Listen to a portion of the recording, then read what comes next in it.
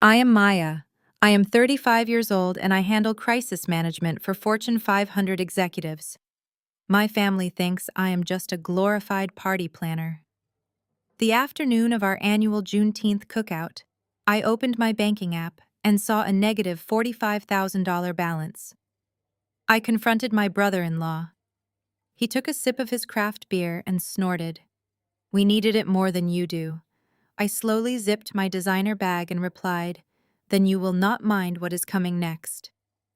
As he laughed in my face, a loud bang shook the house.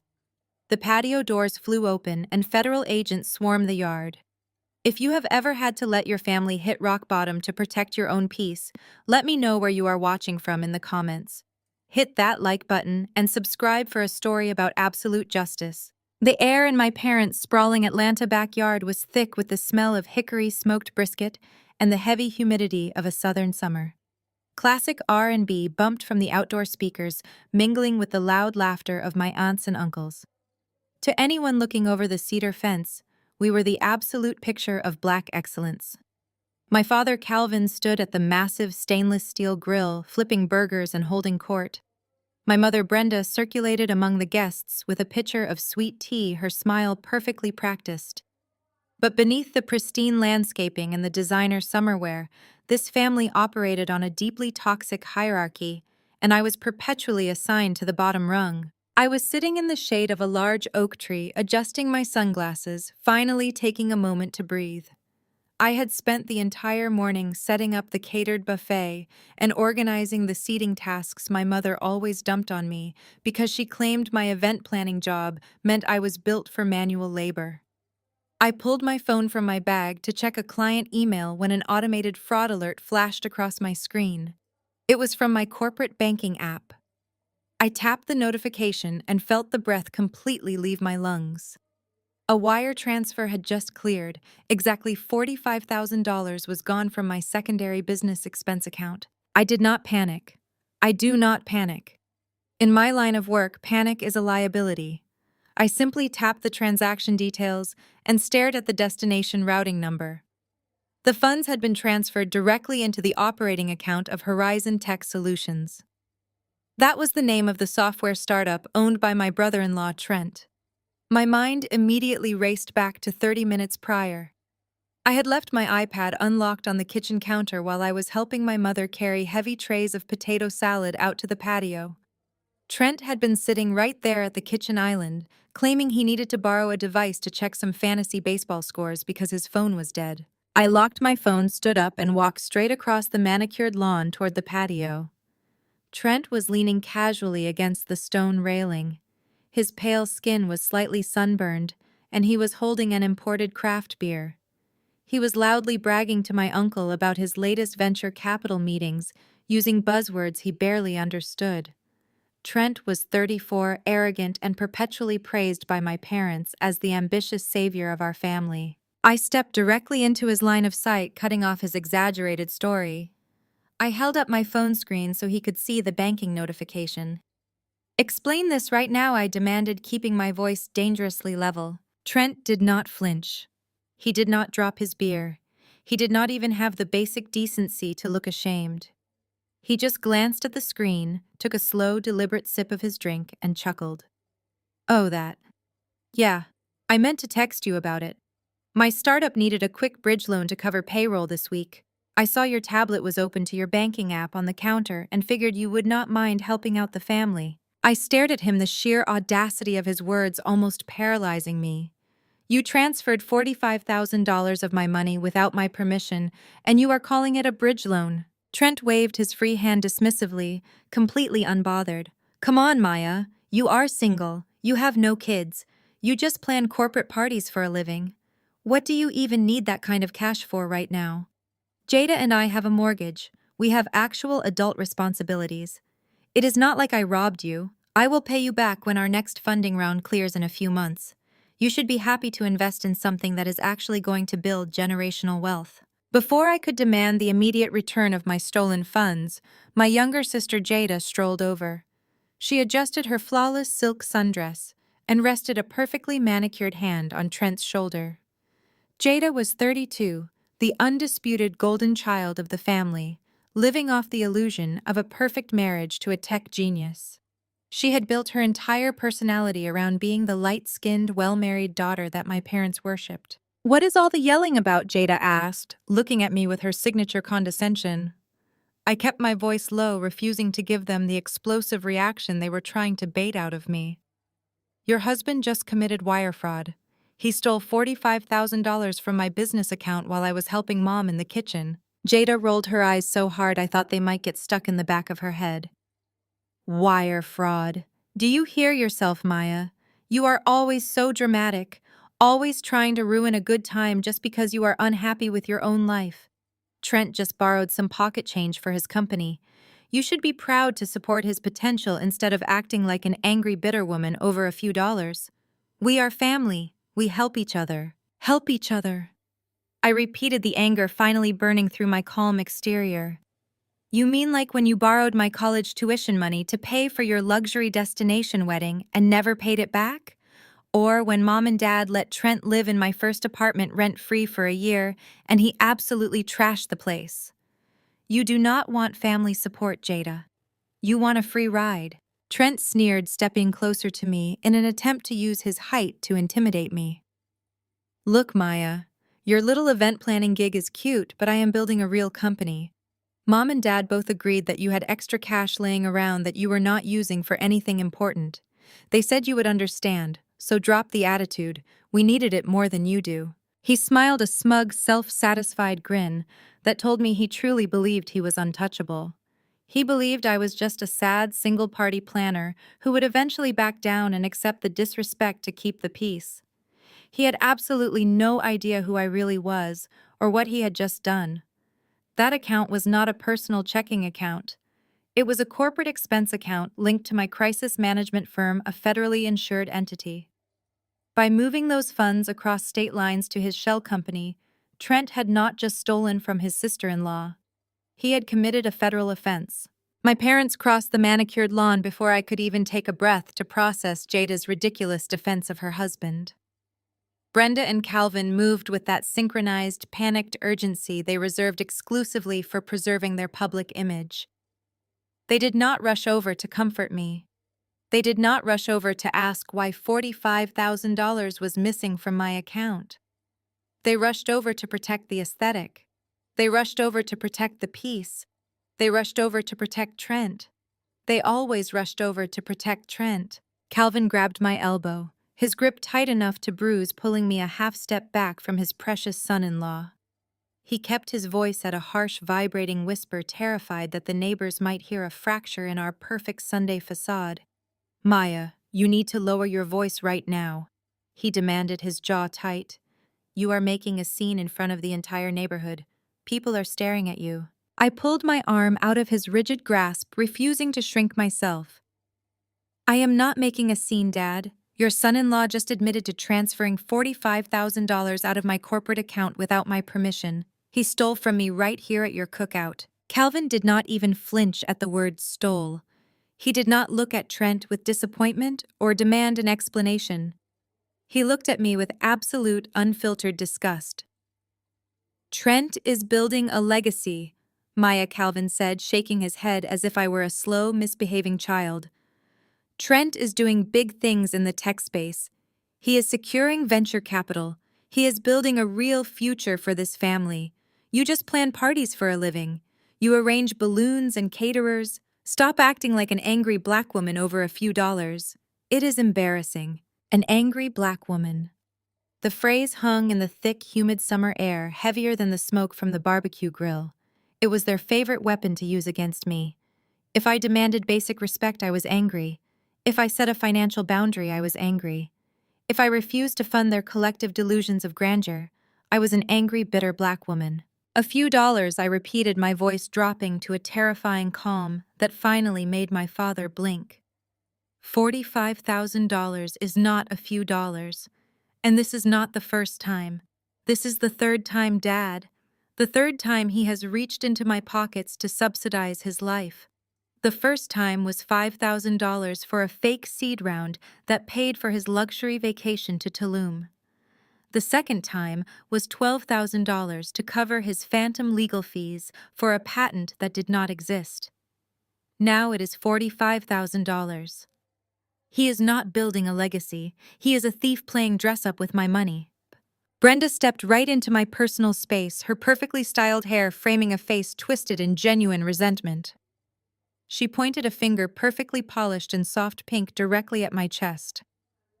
"You listen to me," she hissed, her voice trembling with misplaced rage. "You should be grateful, Maya. You should be grateful that Trent even tolerates your bitter attitude. You should be grateful we still invite you to these family gatherings when all you do is bring your toxic energy to our home." I stared at the woman who gave birth to me, the mother whose medical bills I had quietly paid in full just 3 years ago, the mother whose car I had paid off when Calvin made a terrible real estate investment, the mother who was currently standing on the patio I had paid to have renovated. She stood there defending a mediocre man who had just admitted to robbing her own flesh and blood. "Look at your sister." Brenda continued, her voice dripping with venom as she pulled Jada closer by the shoulder. "Jada is building a family. Jada is building a life. Jada knows how to be a supportive, loving woman. You are just building walls. Trent is trying to elevate this family to the next level, and you are trying to tear him down because you cannot find a man of your own. You are 35 and totally alone, Maya. You pick fights because you are completely unfulfilled." They stood in a unified front against me. Calvin, Brenda, Jada, and Trent. 4 people bound together by shared financial illiteracy and a deep, unspoken jealousy of the one daughter who refused to beg for their approval. They looked at me, waiting for the explosion. They expected me to break. They expected me to scream. They expected me to cry and storm out to my car, playing perfectly into the angry, unhinged caricature they had painted over my identity for the last decade. They wanted me to yell so they could point their fingers and validate their own terrible behavior. They wanted my pain to be loud so they could dismiss it as crazy. But I did not break. I did not scream. I did not cry. I looked at Calvin's judgmental glare. I looked at Brenda's self-righteous sneer. I looked at Jada's smug satisfaction. I looked at Trent's victorious mocking grin as he took another slow sip of his beer. I absorbed all of their entitlement, all of their disrespect, all of their profound ignorance. I slowly reached down and took the gold zipper of my designer bag. I pulled it closed with a smooth, deliberate motion, the metallic sound sharp in the heavy air. I let every ounce of emotion drain from my face. I locked away the years of trying to earn their love. I locked away the endless financial support I had given them in secret. I stripped away the hurt daughter who just wanted her parents to protect her. I stripped away the betrayed sister. I stripped away the disrespected woman. All that was left was the corporate executioner they had no idea they were dealing with. "If that is how you feel," I said, my voice entirely devoid of emotion, yet carrying a lethal weight that made the smile finally falter on Trent's face, "then you will not mind what is coming next." Trent let out a loud, barking laugh that echoed across the patio and cut through the sound of the barbecue music. He looked around at my parents and his wife as if I had just told the funniest joke in the world. He actually took another sip of his craft beer and shook his head in pure disbelief. He told me I watched too many prime-time television dramas. He said I was bluffing. He told me to go back to my apartment and cool off before I embarrassed myself any further. Jada crossed her arms and told me to just leave the cookout entirely. My mother Brenda agreed with her instantly. She stepped forward and told me to hand over the keys to my car because I was clearly too hysterical to drive safely. She said she would call me a ride service so I could leave without causing any more scenes in front of the neighbors. My father Calvin turned back to his grill, dismissing me completely. He told Trent not to worry about my threats, assuring him that I was just throwing a tantrum for attention. I did not move a single inch. I just watched the side of the house and waited. The heavy wooden gates of my parents' backyard did not just open. They were forced open with a violent crash that splintered the cedar wood lock. The impact sounded like thunder on a clear day. My father dropped his metal spatula on the hot grill. The loud rhythm and blues music booming from the outdoor speakers was suddenly cut off, leaving a ringing silence over the yard. That silence was immediately broken by the heavy synchronized sound of tactical boots hitting the concrete patio. Over a dozen federal agents and local police officers poured into the backyard in a flawless, rapid formation. They wore dark tactical vests with federal agency letters printed across the back in stark yellow. The sight of them clashing with the bright summer dresses and the smell of smoked brisket was entirely surreal. Several of my aunts screamed in sheer terror and dropped their paper plates.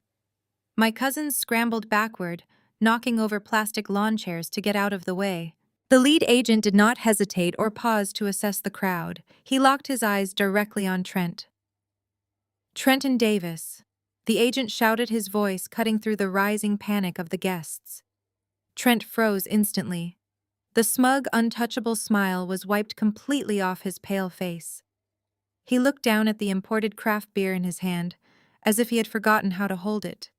He tried to put on his usual charming and arrogant persona, the one that always worked on my parents. He raised his free hand and took a step toward the agent, pasting on a fake, cooperative smile. "Officer, there must be some kind of misunderstanding here," Trent said, his voice cracking slightly. "I am a tech founder. This is a private family event." The agents did not care about his tech startup. They did not care about his country club membership or his expensive watch. Two agents grabbed Trent by his shoulders, spun him around roughly, and forced him face down onto the glass patio table.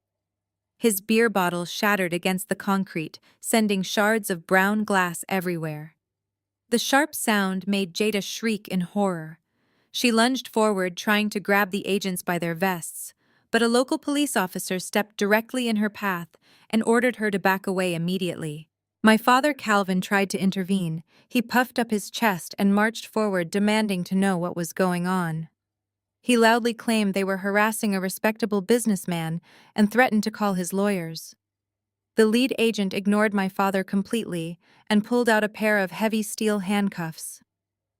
"Trenton Davis, you are being detained on federal warrants for suspicion of interstate wire fraud," the agent announced, pulling Trent's arms painfully behind his back and securing the metal cuffs. But the agent was not finished. He read off the rest of the charges, and every word hit my family like a physical blow. "You are also under investigation for corporate embezzlement and bank fraud across 3 separate financial institutions." Trent's face was pressed hard against the glass of the patio table. He was panting heavily, his eyes wide with a desperate terror I had never seen in him before. He twisted his head to look at me, standing perfectly still a few feet away. The realization finally hit him. He finally understood that the $45,000 he stole from me was not just a personal bank transfer from a helpless sister-in-law. It was unauthorized theft from a federally insured corporate entity. It was the exact trigger I needed to grant federal investigators full access to subpoena his entire financial history. Jada fell to her knees on the patio concrete. She was sobbing hysterically, grabbing at her ruined designer dress, begging the police officers to let her husband go. She kept screaming that Trent was a good man, that he was a brilliant innovator, that this was all a massive, terrible mistake. My father stood frozen by the grill, completely paralyzed by the sight of his golden son-in-law being treated like a common criminal.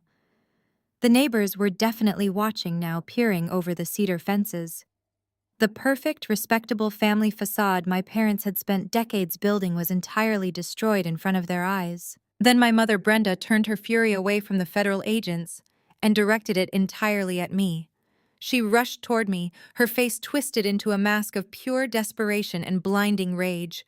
She pointed a shaking finger directly at my face. "Maya, tell them," she screamed, her voice cracking with raw panic. "Tell them it was a gift. Tell them you gave him that money willingly. You are ruining your sister's life. You are destroying this family over a petty misunderstanding. Tell them it was a gift right now." She actually grabbed my arm, digging her nails into my skin, trying to physically pull me toward the arresting officers. I looked at the woman who had spent my entire life telling me I was not good enough. I looked at the sister who had mocked my independence and celebrated my pain. I looked at the father who fiercely defended a thief over his own loyal daughter. And I looked at Trent, the arrogant parasite who was now being hauled to his feet by the federal agents, his wrists bound tightly in steel. I gently but firmly removed my mother's hand from my arm. I smoothed the front of my silk blouse. I reached up and adjusted my dark sunglasses, shielding my eyes from the blinding afternoon sun and from their pathetic, groveling desperation. I leaned in close to my mother so she could hear every single syllable with absolute clarity. "I do not gift felons," I whispered. I turned my back on the screaming, the crying, and the complete destruction of their false reality. I walked slowly across the perfectly manicured lawn, my heels sinking slightly into the soft grass. I headed straight for my car, completely unbothered as the deafening wail of police sirens began to echo in the distance. 48 hours later, my phone buzzed with a text from my father. It was not an apology. It was a summons. "Come to the house immediately, we are fixing this." I knew better than to expect accountability, but I drove to my parents' suburban home anyway. I parked my car behind Trent's freshly washed luxury SUV. He was already out on bail. The federal holding cell clearly had not kept him for long, undoubtedly, thanks to my parents draining whatever liquid assets they had left to secure his release. I walked up the brick pathway, my heels clicking sharply against the pavement, bracing myself for the usual gaslighting. But when I pushed open the heavy oak front door and stepped into the formal living room, I realized this was not a simple family argument. It was a fully orchestrated ambush. The living room was suffocatingly quiet. The heavy velvet curtains were drawn tight, casting long, dramatic shadows across the antique furniture. My father, Calvin, sat in his leather recliner, his posture stiff and authoritative. My mother, Brenda, perched on the edge of the sofa, nervously twisting a lace handkerchief. Jada and Trent sat together on the love seat. Trent was not wearing his usual casual tech bro attire. He wore a crisp, tailored suit, looking every bit the repentant, respectable businessman. But the real shock was the impromptu audience they had gathered. Sitting across from them, clutching a worn leather Bible, was Pastor Leon. Flanking him were two senior deacons from my parents' church. They had turned my stolen money into a spiritual intervention. I did not take off my coat. I did not move toward the empty wooden chair they had deliberately placed in the center of the room, positioned perfectly so I would feel like a criminal on trial. I stood near the entryway, clutching my briefcase. My father stood up, cleared his throat, and picked up a thick stack of stapled papers from the coffee table. He walked over and held them out to me. It was a legally binding affidavit. I scanned the first page without taking it from his hands. The document officially stated that the $45,000 transfer was a pre-approved verbal agreement for a bridge loan. It explicitly cleared Trent of any malicious intent or fraudulent activity. It was a complete fabrication designed to make the federal wire fraud charges disappear. "Maya, you are going to sign this today," Calvin commanded, his voice echoing in the quiet room. "Trent's investors got wind of the little stunt you pulled at the cookout. They are threatening to pull out of his latest funding round completely. You are jeopardizing millions of dollars in future revenue over a temporary misunderstanding. You are going to sign this paper, we are going to present it to the federal prosecutor, and we are going to put this shameful display behind us. You owe this family an apology for escalating a private financial matter to the authorities, but we are willing to forgive you if you fix it right now." Before I could even process the sheer delusion required to ask the victim to apologize to the thief, Pastor Leon stood up. He adjusted his collar and gave me a look of profound, patronizing disappointment. "Sister Maya," he began, his voice dropping into that melodic preaching cadence he used to command the congregation every Sunday morning, "we are gathered here today in the spirit of grace. The Lord teaches us that a house divided against itself cannot stand. Your brother-in-law made a slight error in judgment and administrative oversight in the heat of building his business. But you brought the police to your parents' home. You invited the criminal justice system into a black household. We have to protect our own Maya. You know how the system targets black families.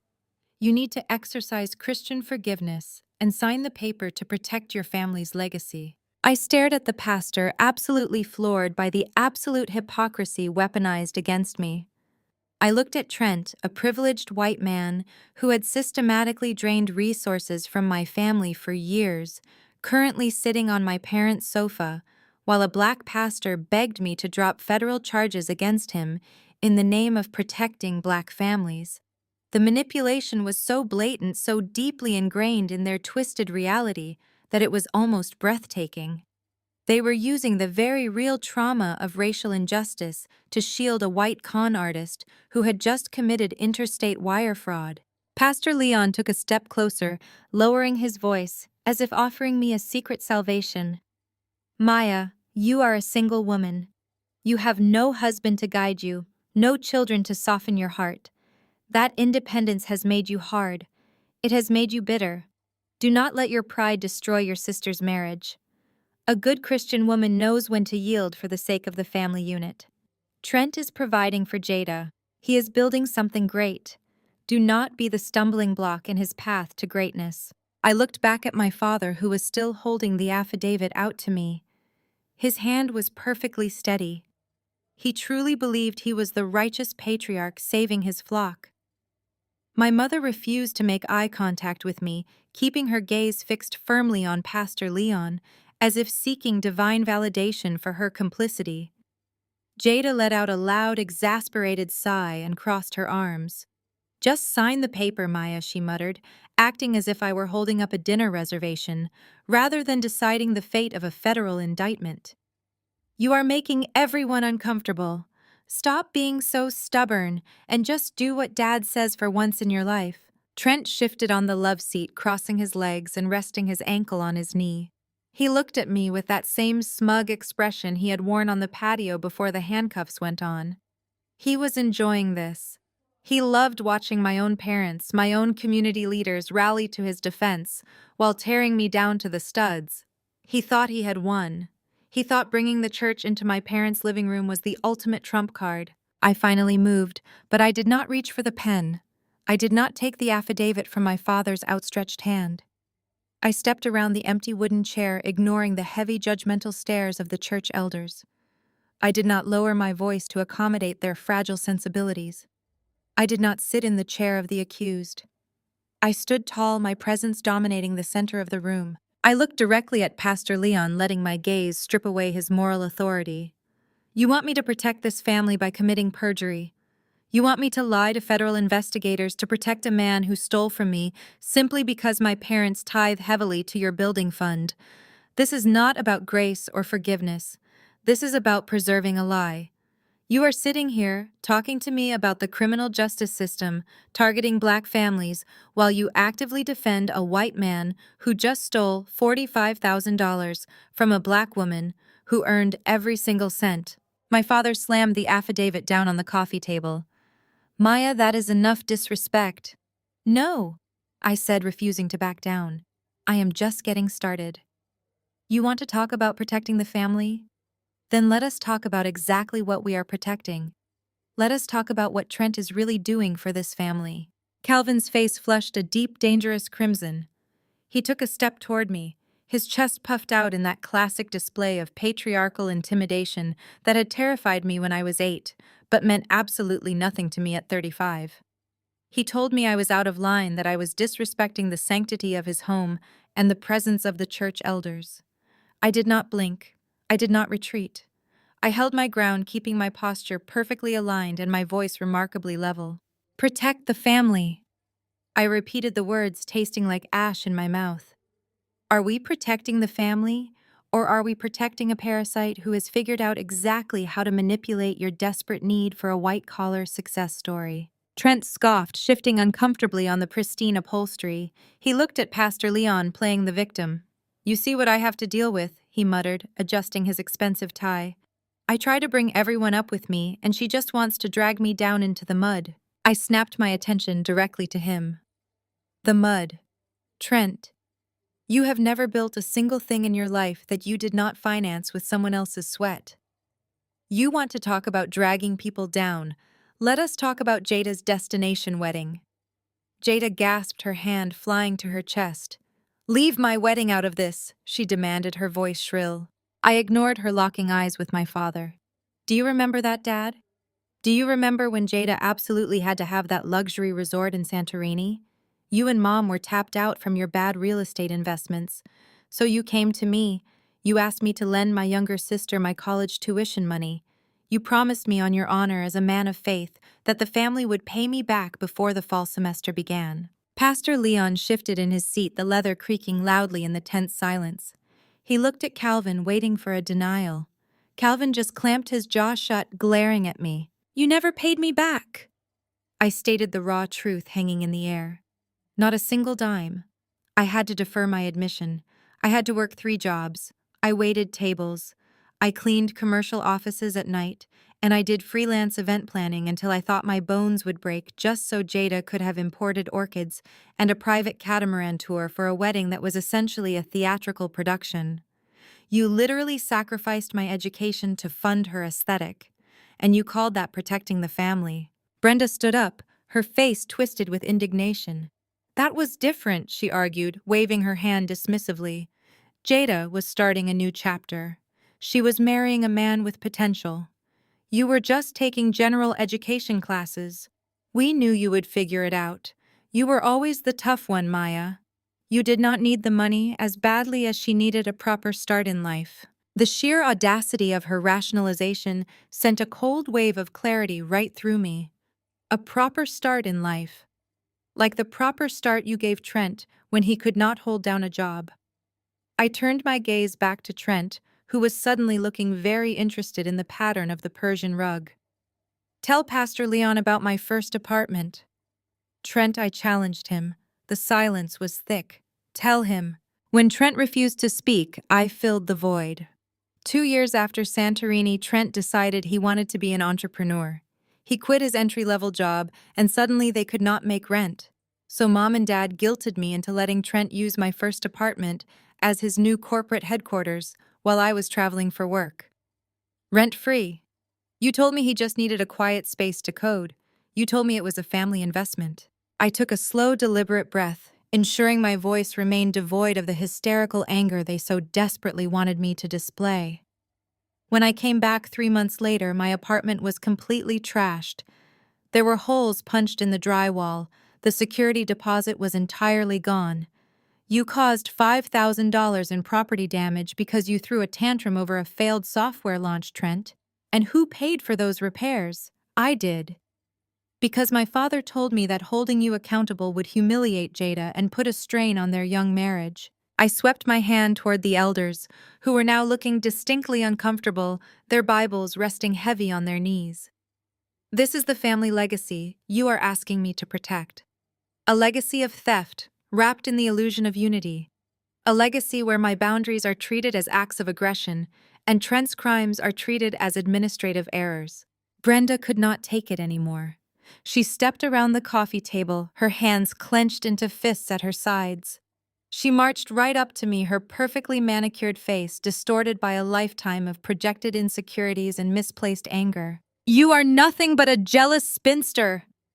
Brenda spat the words flying from her mouth like venomous darts.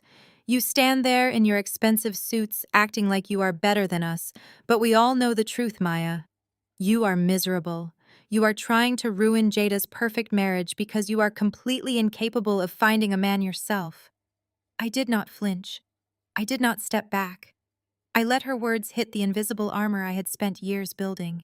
Look at you, Brenda continued, her voice rising to a shrill crescendo. You are pushing 40. You have no husband. You have no children. You have no legacy of your own. You pour all your energy into those ridiculous corporate parties because you go home to an empty apartment every single night. You are bitter. You resent Jada because she is beautiful, because she is loved, because she has a husband who is actually trying to build an empire for her. You could not stand to see them succeed. That is why you called the police. You wanted to drag Trent out of that cookout in handcuffs because it was the only way you could make yourself feel important. You are a sad, unfulfilled woman trying to destroy the only real happiness in this family. The absolute silence that followed Brenda's tirade was deafening. Even Calvin looked slightly taken aback by the sheer brutality of his wife's attack. Pastor Leon cleared his throat softly, murmuring a prayer under his breath, clearly realizing that this was not a simple matter of Christian forgiveness, but a deeply toxic family rupture playing out in real time. I looked at my mother. I saw the desperate need in her eyes to break me, to force me into the submissive role she had carved out for me since I was a child. She needed me to be the broken, jealous sister to justify her endless coddling of Jada and Trent. "I am not jealous, Mom," I said, my voice dropping to a whisper that cut through the tension sharper than a scream. "I am free. I do not have a husband to lie to me. I do not have a marriage built on stolen money. I do not have a life funded by the manipulation of my own relatives. I go home to a peaceful, empty apartment that is fully paid for by my own hard work. I sleep soundly every night, knowing I have never stolen a single dollar from anyone. If that is what you call being a sad spinster, then I wear the title with absolute pride." Jada shot up from the love seat. Her face was contorted into a mask of pure, unfiltered rage. She grabbed a heavy crystal glass of ice water from the end table. She did not hesitate. With a feral scream, she hurled the glass directly at my feet. The heavy crystal shattered violently against the hardwood floor. Shards of sharp glass and freezing water exploded outward, splashing across my expensive leather pumps and the hem of my trousers. The church elders jumped in their seats, clutching their Bibles in shock. Trent pulled his legs back to avoid the flying water. "You are dead to me!" Jada screamed at the top of her lungs, her voice tearing through the formal living room. "You hear me, Maya? You are completely dead to me. You are a monster. You are no sister of mine." The echoes of Jada's scream hung in the suffocating air of the living room, mingling with the sharp, chaotic sound of shattered crystal settling across the hardwood floor. Freezing water seeped through the fine leather of my designer pumps, chilling my skin. I did not step back. I did not look down at the jagged shards scattered inches from my toes. I kept my eyes locked entirely on my sister, watching her chest heave as she stood safely behind her husband. The two church deacons murmured quietly to each other, their faces pale, clearly unaccustomed to seeing the pristine Wilson family descend into physical violence. Pastor Leon stood up, raising his hands as if to bless a turbulent congregation, but my father cut him off before a single word of forced scripture could leave his mouth. Calvin stepped directly over the broken glass, his heavy leather shoes crushing the fragments into the polished wood. He did not reprimand Jada for throwing a glass at my head. He did not tell his golden daughter to calm down. Instead, he marched right up to me, stopping only when he was mere inches from my face. His jaw was locked so tightly I could see the muscles jumping beneath his skin. He was vibrating with a terrifying absolute authority that he usually reserved for his subordinates, an authority he genuinely believed still held power over me. "You see what you have done?" Calvin demanded, his voice a low, gravelly threat that filled every corner of the room. "You come into my house, you insult your mother, you disrespect your sister, and you try to destroy a man who is trying to elevate our name. You are a destructive force, Maya. You have been walking around with this arrogant, superior attitude for years, and I am putting an absolute end to it today, right now." He grabbed the legal affidavit off the coffee table, the paper crinkling sharply in his tight fist, and shoved it directly against my chest. I did not take it. It fluttered to the floor, landing in a puddle of spilled water. Calvin pointed a rigid finger at the soggy document. "You have exactly until Friday at 5 o'clock in the afternoon. You are going to take that document to Trent's defense attorney, and you are going to sign it in front of a notary. You are going to state clearly on the federal record that this was a massive misunderstanding, and that you gave Trent full authorization to move those funds. You will drop every single charge, and you will clear his name completely." I stared at him, keeping my expression perfectly neutral. "And if I refuse to perjure myself to save your thief of a son-in-law dad, what then?" Calvin did not hesitate. His eyes were cold, devoid of any paternal warmth. "If you refuse, you are no longer a Wilson. You will be entirely written out of the family will by Monday morning. Your name will be scrubbed from the living trust. You will not see a single dime of the estate I have spent my entire life building. You will be formally and permanently disowned. You will not be welcome at Thanksgiving. You will not be welcome at Christmas. And if you ever show your face at our church again, I will have you escorted out for trespassing. You either fall in line and protect this family or you are completely dead to us." The silence in the room was absolute. Brenda stood behind him, nodding in firm agreement, her lips pressed into a tight, victorious line. Jada wore a smirk that stretched from ear to ear, clearly thrilled that she was finally getting exactly what she wanted: my complete removal from the family hierarchy. Trent leaned back against the sofa cushions, brushing a speck of imaginary dust from his tailored trousers, looking incredibly pleased with the protective fortress my parents had built around him. They were waiting for me to react. They expected me to rage.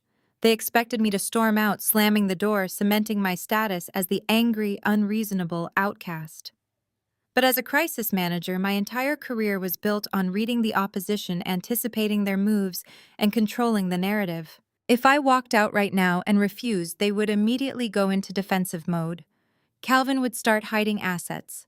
Trent would find a way to shift the stolen funds through a series of untraceable shell accounts before the federal prosecutors could freeze them completely. I needed them comfortable. I needed them to feel victorious.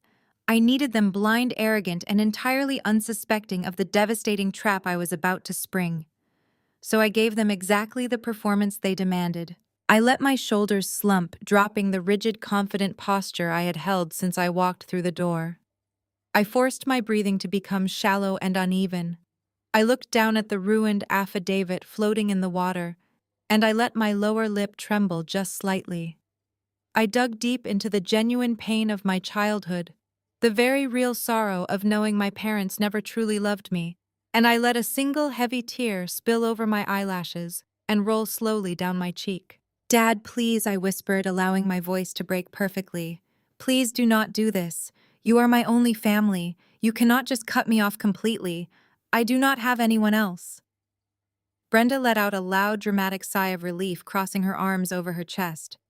"It should not take the threat of disownment to make you remember your place in this family, Maya," she scolded, though her tone was suddenly much softer, satisfied by my display of submission. I looked up at Calvin, widening my eyes to show him the exact vulnerability he required to feel like a powerful patriarch.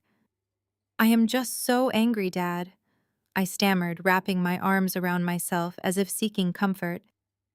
The money was for a major vendor contract. It put me in a terrible position at work. But I do not want to lose you and Mom. I cannot lose my family over this. Calvin's rigid posture finally relaxed. He took a deep breath, smoothing the front of his vest, triumphant. He had broken the stubborn daughter. He had restored order to his kingdom. "We do not want to lose you either," Maya, Calvin said, adopting a tone of benevolent forgiveness that made me want to be physically ill. "But you have to understand that family requires sacrifice. Trent is going to pay you back when his funding clears. We all know that. You just overreacted. Now pick up the paper, go home, and dry your tears. Call Trent's lawyer in the morning and set up the meeting." I slowly knelt down the wet fabric of my trousers, clinging to my knees, and picked up the damp affidavit. I avoided looking at Jada and Trent, keeping my head bowed in a portrait of utter defeat. "I will call his lawyer tomorrow," I murmured softly. "I will discuss dropping the charges. Just please do not change the trust." Trent chuckled softly, a patronizing sound that grated against my eardrums. "I knew you would see reason," Maya, Trent said smoothly. "We are going to laugh about this at the holidays. I promise you." I did not answer him. I turned around and walked slowly toward the heavy oak door. I kept my head down my steps, small and hesitant, playing the role of the chastised, broken daughter all the way to the threshold. Pastor Leon offered a soft amen as I opened the door and stepped out into the cool evening air. The heavy door clicked shut behind me. I took one step off the porch, 2 steps, 3. By the time I reached my car parked behind Trent's gleaming SUV, the performance was entirely over. My posture snapped back to rigid, perfectly aligned perfection. The manufactured trembling in my hands ceased instantly. My face turned to absolute, unforgiving stone. I reached up and carelessly wiped the single tear from my cheek, annoyed that it had ruined a small patch of my concealer. I opened the car door, slid into the driver's seat, and locked the doors. The quiet isolation of the interior was a sharp contrast to the suffocating toxicity of that living room. I tossed the damp affidavit onto the passenger seat, like the piece of trash it was. I pulled my phone from my briefcase, navigating straight to my contacts, and hit dial. She answered on the first ring. "Vivian," I said, my voice cold, sharp, and dripping with lethal intent. "I am here, Maya," my corporate attorney replied, her tone matching mine. "How did the family reunion go?" "They took the bait," Viv, I stated, staring through my windshield at the grand imposing facade of my parents' house. "They think I am broken. They think I am signing the perjury documents by Friday. They are completely off their guard." "Excellent," Vivian said, the sound of her keyboard already clicking rapidly in the background. "What is our next move?" I leaned back against the leather headrest, my eyes narrowing as I looked at the front door I had just walked out of. Pull the property records on my parents' house. Pull the deeds, pull the secondary mortgages, pull every single line of credit Calvin Wilson has opened in the last 10 years. I want to see exactly how much debt they are hiding to maintain that ridiculous lifestyle. "Consider it done," Vivian replied smoothly. "Are we moving forward with the asset freeze on Trent's accounts?" "Yes," I commanded, starting the engine. "Do not wait for Friday. Expedite the federal hold tomorrow morning."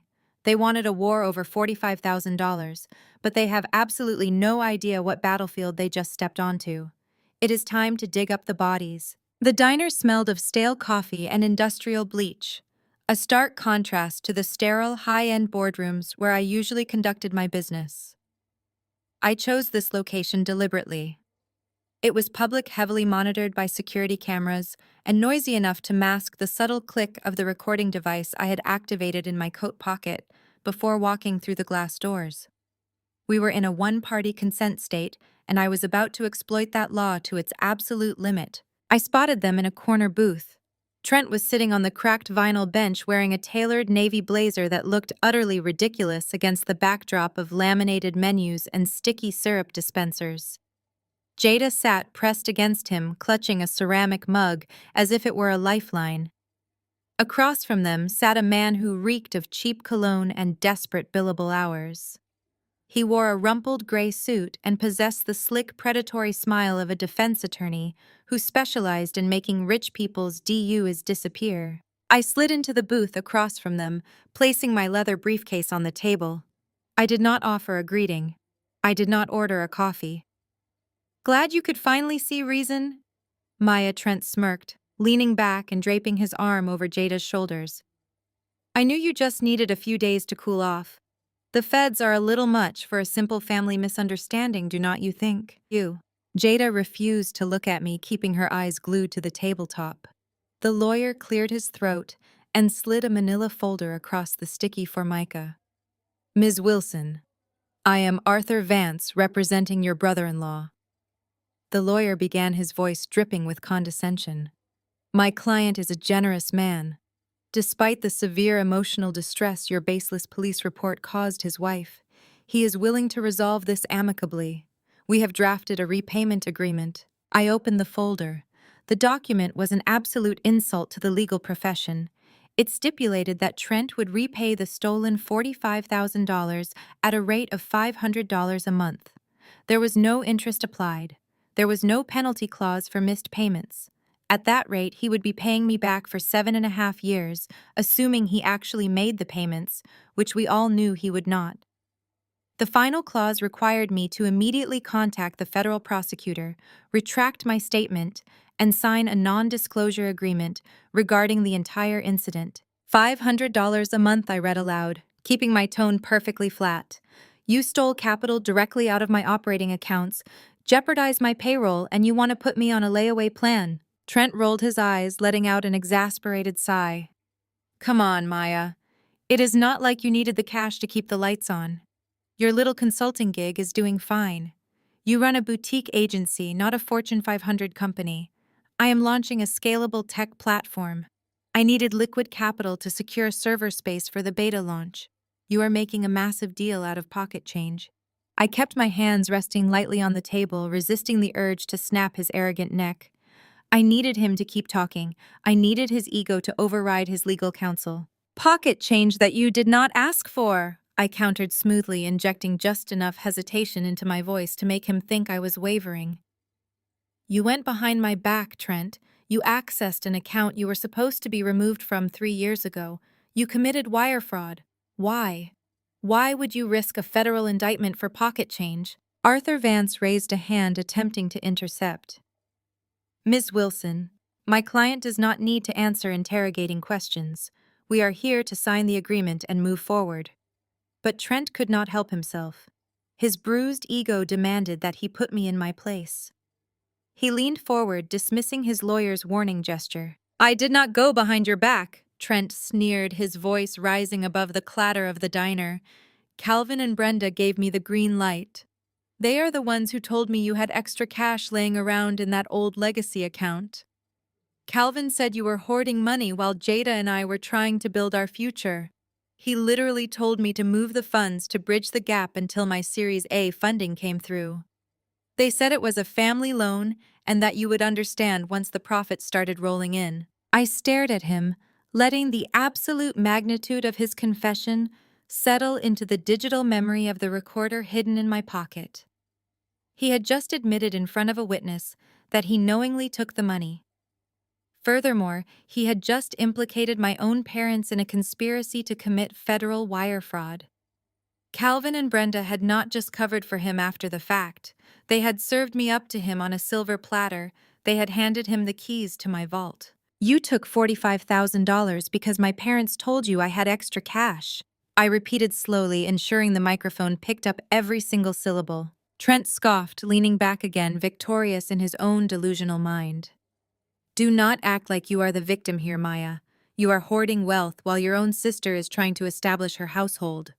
Calvin just did what a real patriarch does. He reallocated family resources to where they were needed most.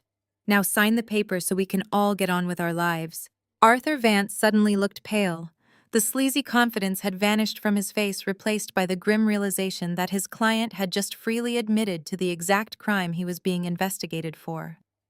The lawyer practically snatched the document back from my side of the table, his eyes darting nervously around the diner. This conversation is over, Vance stated sharply, shoving the papers into his briefcase. Ms. Wilson, if you refuse to sign this incredibly generous offer, we will have no choice but to pursue aggressive litigation. We will countersue you for defamation of character, intentional infliction of emotional distress, and tortious interference with my client's business operations. We will drag your boutique agency through the mud until you do not have a single client left. Jada finally looked up, a triumphant, nasty little smile twisting her lips. You should have just signed the paper, Maya. Now you are going to lose your business too. I looked at my sister, feeling absolutely nothing. No anger, no betrayal, no residual sibling loyalty. She was just collateral damage in a war she was too stupid to realize had already been won. I smiled. It was not a warm smile. It was a cold, terrifying baring of teeth. I reached across the table, grabbed the unsigned contract right out of Vance's hands, and calmly folded it in half. Defamation requires a false statement, Mr. Vance, I said, sliding out of the booth and standing up, smoothing the front of my jacket. Good luck proving that when the feds pull the wire transfer logs. I turned my back on them and walked toward the exit, my heels clicking sharply against the linoleum. I did not look back. I stepped out of the diner and into the glaring midday sun, the heavy glass door sealing the greasy air behind me. As I walked to my car, I reached into my pocket and hit the stop button on the recorder. I got into the driver's seat, locked the doors, and pulled out my phone. I dialed my corporate attorney. Vivian, I said the moment she answered. Tell me you got it, she demanded. I got Trent admitting to the theft, and I got him implicating Calvin and Brenda in the conspiracy. I confirmed, starting the engine. Send the audio file straight to the federal prosecutor. And Viv, yes, Maya. What did you find on my parents' house? Vivian let out a low, predatory chuckle. It is worse than we thought. They leveraged the house to the hilt. 2 secondary mortgages completely maxed out. And Calvin has been using his retirement fund to prop up Trent's failing tech company for the last 18 months. If Trent goes down, your parents go completely bankrupt. I shifted the car into drive, pulling out of the parking lot, my eyes fixed on the road ahead. Draft the foreclosure acquisition paperwork, I commanded. I am going to buy their debt. I am going to buy the house right out from under them. The drive from that grease-stained diner to the heart of the financial district took exactly 24 minutes. I watched the suburban sprawl fade in my rearview mirror, replaced by the towering glass monuments of downtown. I parked my car in the reserved underground executive lot of the Sterling Building. I did not drive a rented sedan. I did not drive a sensible compact car. I drove a custom-ordered Aston Martin paid for in cash 3 years ago, parked securely away from the prying eyes of relatives who would have demanded the keys. I stepped into the private elevator and swiped my encrypted key card, pressing the button for the 42nd floor. The doors slid shut, sealing away the noise, the dirt, and the petty delusions of my family. I had spent the last 10 years perfecting the art of the illusion. I let them believe I was a struggling party planner. I let them believe I was desperate for catering contracts. I let them believe my boutique agency was a failing vanity project. I let them believe I was the family disappointment. It was easier that way. It was safer that way. It kept their greedy hands out of my actual accounts, and it kept their fragile egos completely intact. They needed someone to look down on, and I had willingly provided the canvas for their arrogance. My actual job title was not printed on any business card my parents had ever seen. I was a principal crisis management consultant for Fortune 500 executives. I did not build a business. I built a fortress. I did not plan parties. I planned corporate survivals. I did not manage guest lists. I managed the destruction of hostile takeovers. When a CEO was caught embezzling, I managed the narrative. When a tech billionaire faced a devastating public scandal, I buried the fallout. When corporate boards needed a rival executive removed with surgical precision, they called me. My personal net worth had quietly surpassed $15 million last quarter, sitting comfortably in diversified portfolios, offshore trusts, and heavily guarded corporate holding companies. $45,000. Trent had sat in that diner and called it pocket change. He was right, but for entirely the wrong reasons. To Trent, it was a lifeline. To my parents, it was a justifiable sacrifice. To me, it was bait. Pure, unadulterated, legally binding bait. I had dozens of accounts, but the specific account Trent had illegally accessed was not a personal checking account. It was the primary operating account for a Delaware-based LLC I used exclusively for out-of-state corporate acquisitions. It was a ghost entity completely untethered from my public persona, designed specifically to hold volatile assets. By transferring that money across state lines without authorization, Trent had crossed a fatal threshold. He had not just committed petty theft. He had not just stolen from his sister-in-law. He had triggered federal jurisdiction. He had committed interstate wire fraud against a registered corporate entity. And because he had triggered a federal investigation, he had unwittingly handed my legal team the ultimate wedge. I did not just want my $45,000 back. I wanted the authority to subpoena his entire banking history. I wanted the federal prosecutors to rip open the books on his supposedly thriving startup. I wanted every single financial transaction he had made since incorporating his business exposed to the blinding light of a federal audit. The elevator dinged softly, opening directly into the sleek, minimalist reception area of Vanguard Legal Partners. Vivian's firm occupied the top 3 floors of the building. The walls were lined with dark mahogany, the floors gleaming with flawless, polished marble. I bypassed the reception desk entirely, walking straight down the corridor to Vivian's corner office.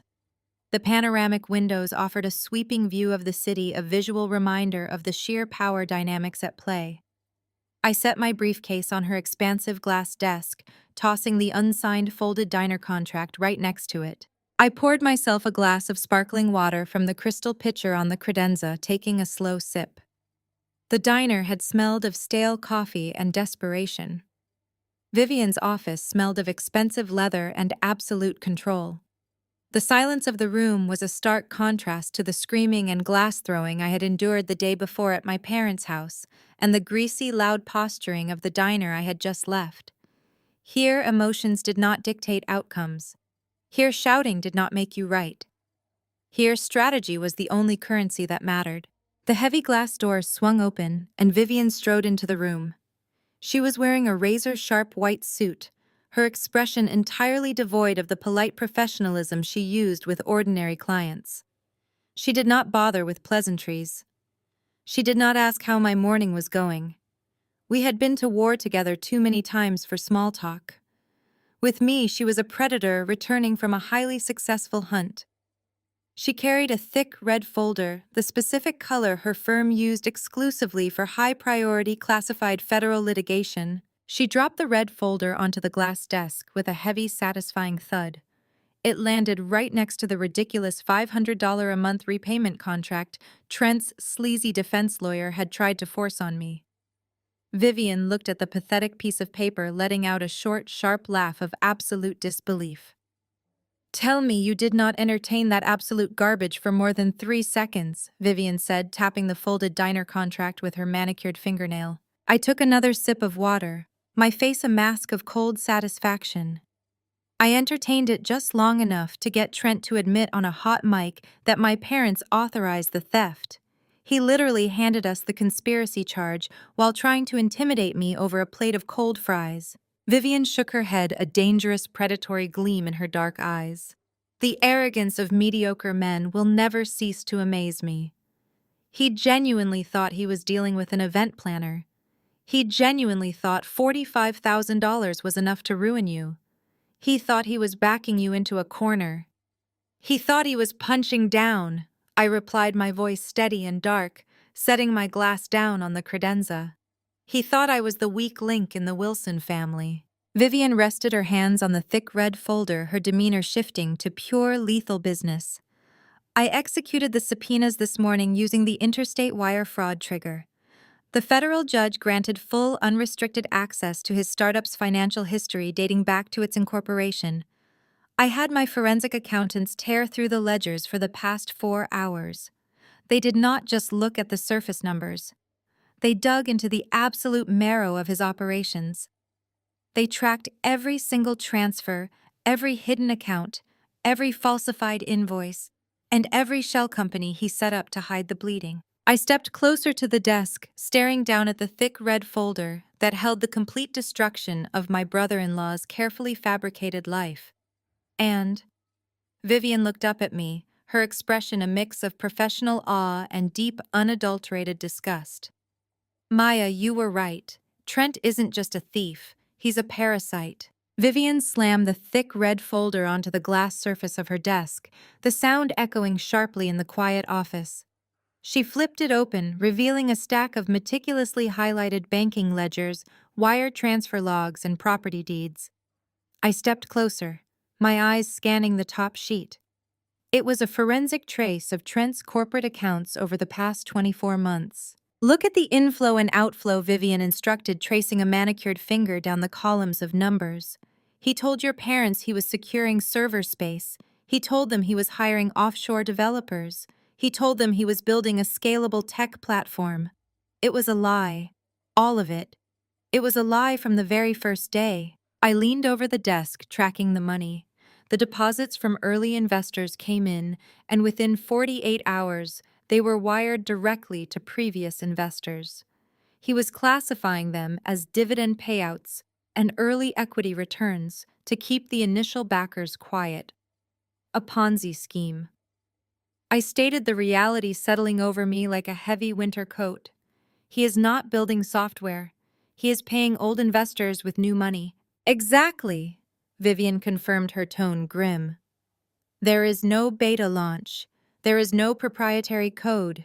There is no empire. It is a shell company, Maya. A hollow, bleeding shell. Your $45,000 did not go to a vendor. It went to silence an angry angel investor in Chicago who was threatening to go to the SEC. I stared at the numbers. They saw a tech visionary. They saw a genius. They saw the son they always wanted. But the numbers did not lie. The numbers exposed the absolute rot underneath the designer suits. "But that is not the worst part," Vivian said softly.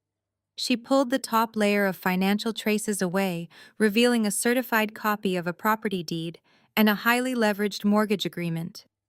The document bore the official seal of the county records office. "This is the title to your parents' house," Vivian explained. "Calvin and Brenda took out a second mortgage 18 months ago. We already knew that. But when my forensic team dug into the origination documents, they found an anomaly in the disbursement instructions. I picked up the document. The signatures at the bottom belonged to Calvin and Brenda Wilson. But as a crisis manager who had spent a decade scrutinizing fraudulent corporate paperwork, I immediately recognized the rigid, unnatural stroke of a traced signature. The angles were wrong, the pressure was uniform. It was a digital composite printed and passed off as original. He forged their signatures. I said the words feeling heavy on my tongue. He forged their signatures. Vivian agreed. Calvin authorized a $50,000 line of credit against his retirement account to help Trent cover operational costs. We tracked those emails. But Trent did not stop there. He used Calvin's financial credentials, bypassed the two-factor authentication, and took out a massive second mortgage on the house. $350,000 Maya. And he wired the entire lump sum directly into a private offshore account solely controlled by him and Jada. I dropped the paper back onto the desk. My parents did not just make a bad investment. They had been entirely consumed. Trent had hollowed out their financial existence. He took the retirement fund. He took the equity. He took the house. "They are in default," Vivian stated, sliding a final piece of paper across the glass. "The notice of default was filed 3 days ago. Calvin and Brenda have absolutely no idea because Trent intercepted the mail by redirecting their official financial correspondence to his own P.O. box. The bank is initiating foreclosure. They are exactly 30 days away from the bank locking the doors and seizing the property. 30 days until your parents are out on the street. 30 days. I turned away from the desk, walking toward the floor-to-ceiling windows. I looked out over the sprawling city, a grid of lights and concrete, feeling a strange, hollow sensation in my chest. My parents despised my independence. They hated that I did not need their money, their approval, or their perfectly curated suburban life. They hated my success so much that they placed their entire existence into the hands of a charlatan, simply because he played the role of the traditional male provider. They handed him the pen. They handed him the access. They handed him their entire future. And he took it all.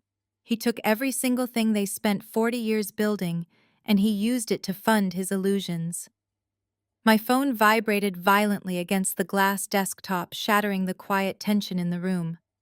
I walked back to the desk and picked it up. The screen illuminated with a new notification. It was a group text from Jada. Included in the group were my parents, Pastor Leon, and myself. I opened the message. The image loaded instantly. It was a high-resolution, perfectly filtered photograph of Jada and Trent standing in the driveway of my parents' house. Trent was holding up a set of keys with a silver crest. Sitting behind them, gleaming under the afternoon sun, was a brand-new custom-ordered Porsche Cayenne. Jada was leaning against the hood wearing designer sunglasses and holding a glass of champagne. Below the photo was a caption. "Thanks for the investment, sis. Hubby's business is absolutely booming today. Upgrades only from here on out. Stay mad." I stared at the image. The gleaming paint, the smug smiles. The champagne glass held high in a toast to their own manufactured brilliance. They did not just steal to cover bad debts. They stole to maintain the illusion of extreme wealth. My $45,000 combined with the stolen equity from my parents' home had just been converted into a German sports car. They were posing in front of a house that was 30 days away from being repossessed by the bank, celebrating a vehicle purchased with stolen funds. They were standing on a financial landmine, holding a match and smiling for the camera. Vivian walked around the desk, looking over my shoulder at the bright screen. She let out a sharp breath. "They bought a Porsche with the stolen equity, while your parents are 30 days from homelessness." I locked my phone, the screen going black, casting my reflection in the dark glass. The illusion was over. The time for calculated retreats and defensive posturing was completely finished. "Draft the acquisition papers, Vivian.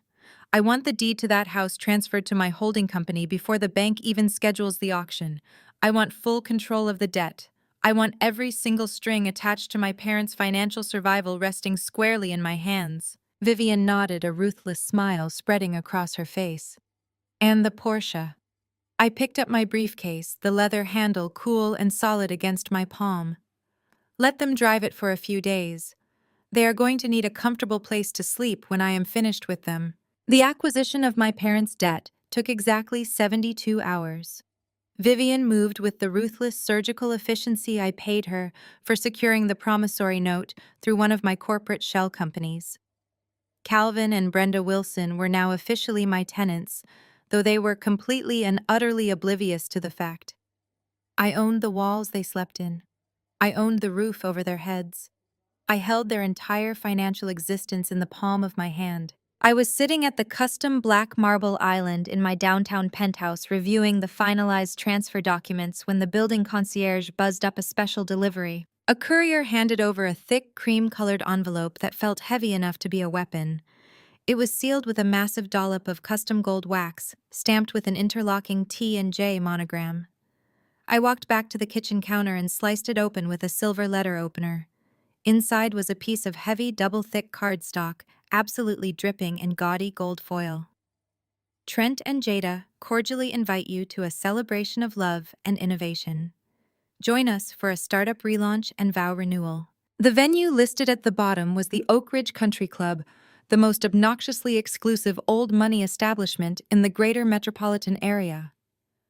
I stared at the embossed letters, shaking my head at the sheer magnitude of their delusion. A vow renewal after barely 3 years of marriage. A startup relaunch for a company that possessed no actual product, no proprietary code, and no genuine revenue. It was a classic desperate public relations stunt. The walls were rapidly closing in on Trent. The initial investors in his Ponzi scheme were getting restless, demanding the returns he had promised.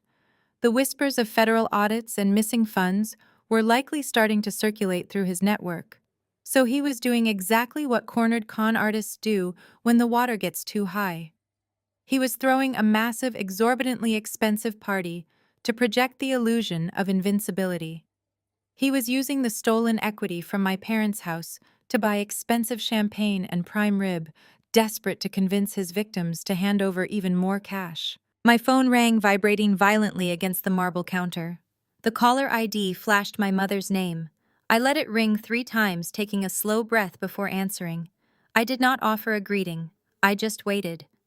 Maya Brenda began, her voice tight, with that familiar clipped tone she always used when managing a crisis of optics. I am assuming you received the invitation today.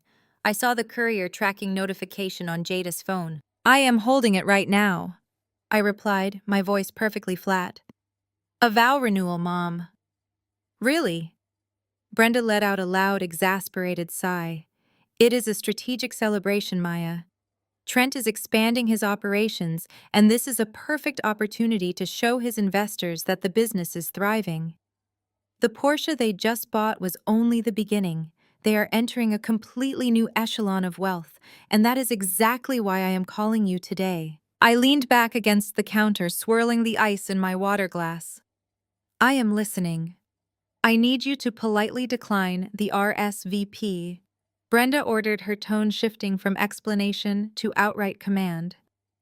I will tell the extended family you have a scheduling conflict with one of your little catering gigs.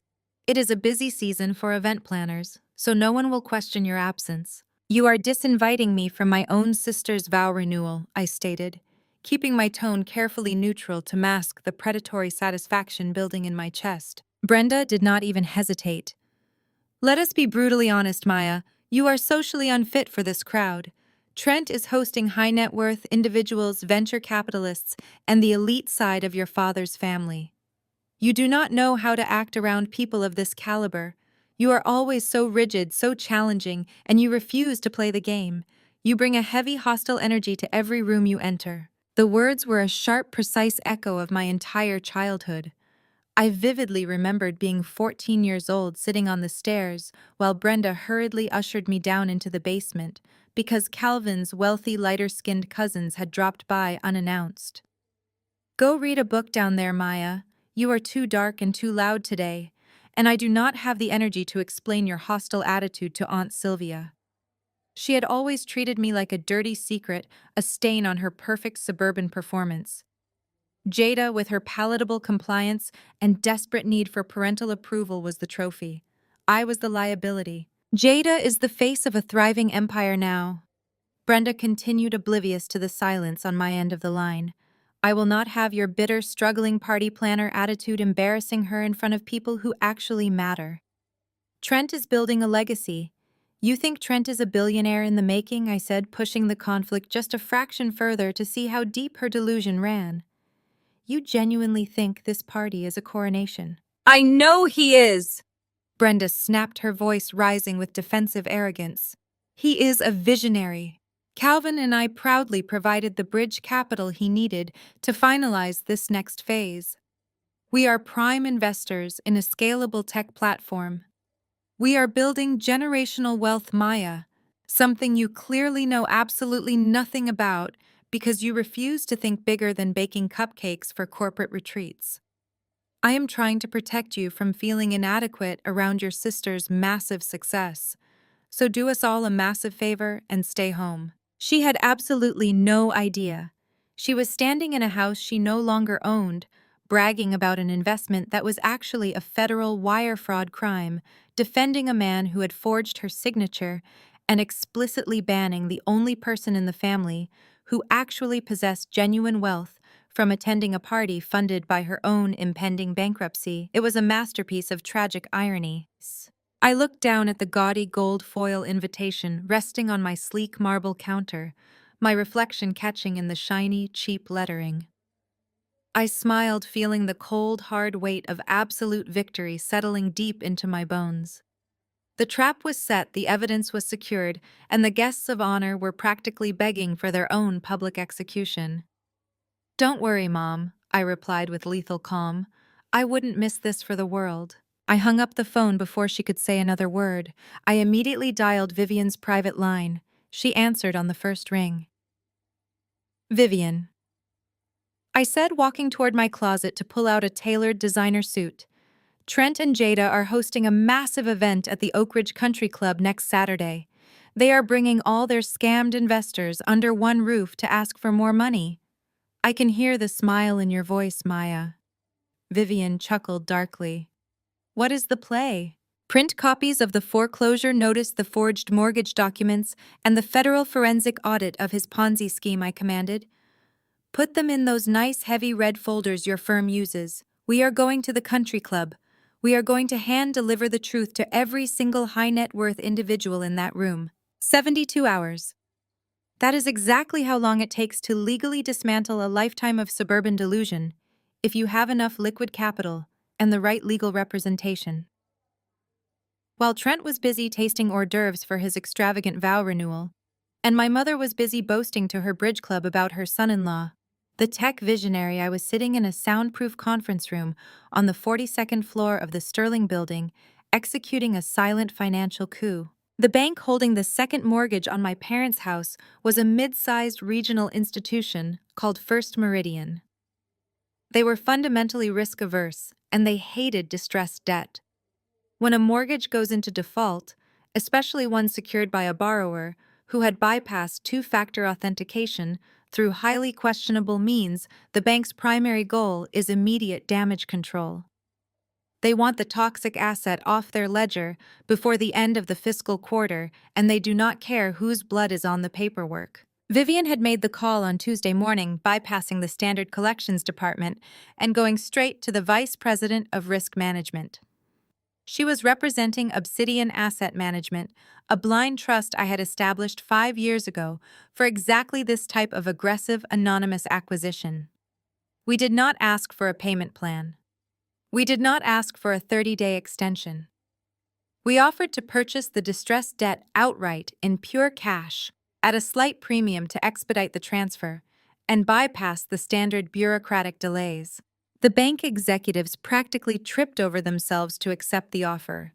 They did not care who was buying the paper, as long as the wire transfer cleared and the liability was removed from their quarterly reports. By Wednesday afternoon, the funds had moved from my offshore holding account directly into the bank's corporate receiving division.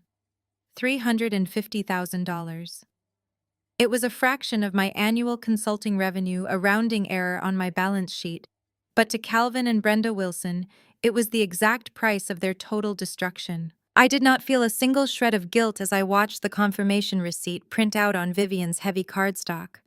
Instead, I thought about Brenda's voice on the phone dripping with that familiar, venomous condescension.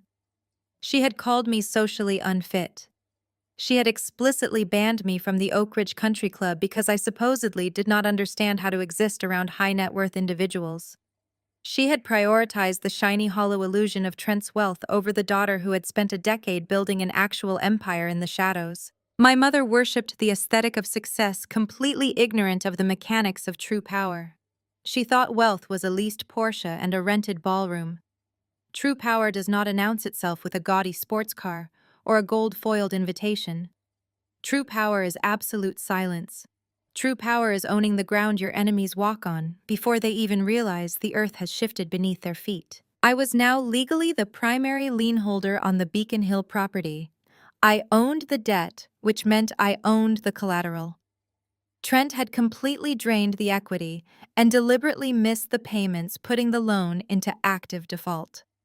To prevent Calvin and Brenda from finding out, he had set up a mail forwarding service under the guise of a premier portfolio management strategy.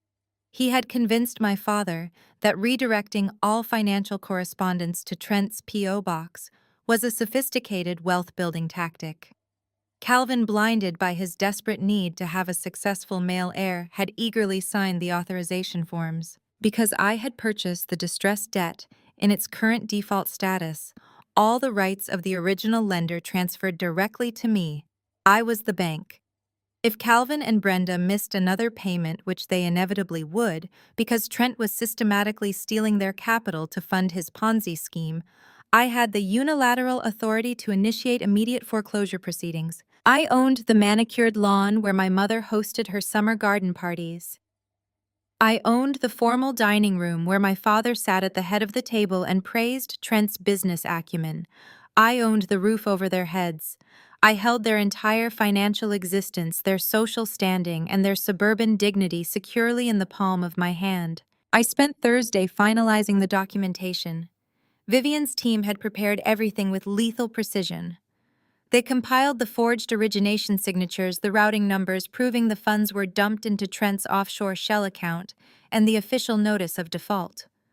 We placed all of it into the thick red folders. We were not just building a legal case, we were building a public execution. Trent wanted an audience. He wanted to pack the Oak Ridge Country Club with wealthy investors, venture capitalists, and the elite members of our extended family to prove that he was untouchable. He was relying on the social contract of polite society to protect him. He assumed that even if I was angry about the stolen $45,000, I would never dare cause a scene in front of the people my parents respected the most. He assumed the Wilson family code of silence would keep his secrets permanently buried. He vastly underestimated his opponent. I did not care about the Wilson family code of silence. I did not care about the country club etiquette. The Oak Ridge Country Club was a place where people with old money went to hide from the real world. My entire professional career was built on walking into boardrooms and destroying people who thought their wealth made them invincible. I ruined billionaires for a living. Dismantling a suburban Ponzi scheme in a golf club dining room was barely a warm-up. Friday morning, the final pieces fell into place. I stood in Vivian's office, looking out over the city.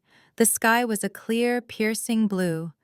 The kind of day my mother would normally spend at the club sipping mimosas and bragging about her brilliant son-in-law, entirely unaware that the floorboards of her life had already been removed. Vivian walked in the heavy oak door, clicking shut behind her. She did not carry her usual stack of files. She carried a single slim manila envelope. She walked over to the desk and pulled out a stack of crisp, watermarked legal documents. The notary seals gleamed in the morning light. She slid the documents across the polished glass desk. It was the official deed transfer and the assignment of the mortgage. It was done. The trap had snapped entirely shut. "They are officially your tenants," Vivian said, her voice dropping into that smooth, dangerous cadence she reserved for absolute victory. "The transfer is completely recorded with the county clerk. The debt belongs to Obsidian Asset Management. The grace period on the default expires in exactly 72 hours. If you give the word, I can have the sheriff physically serving the eviction notice by Monday morning. I reached out and touched the heavy paper. It felt substantial.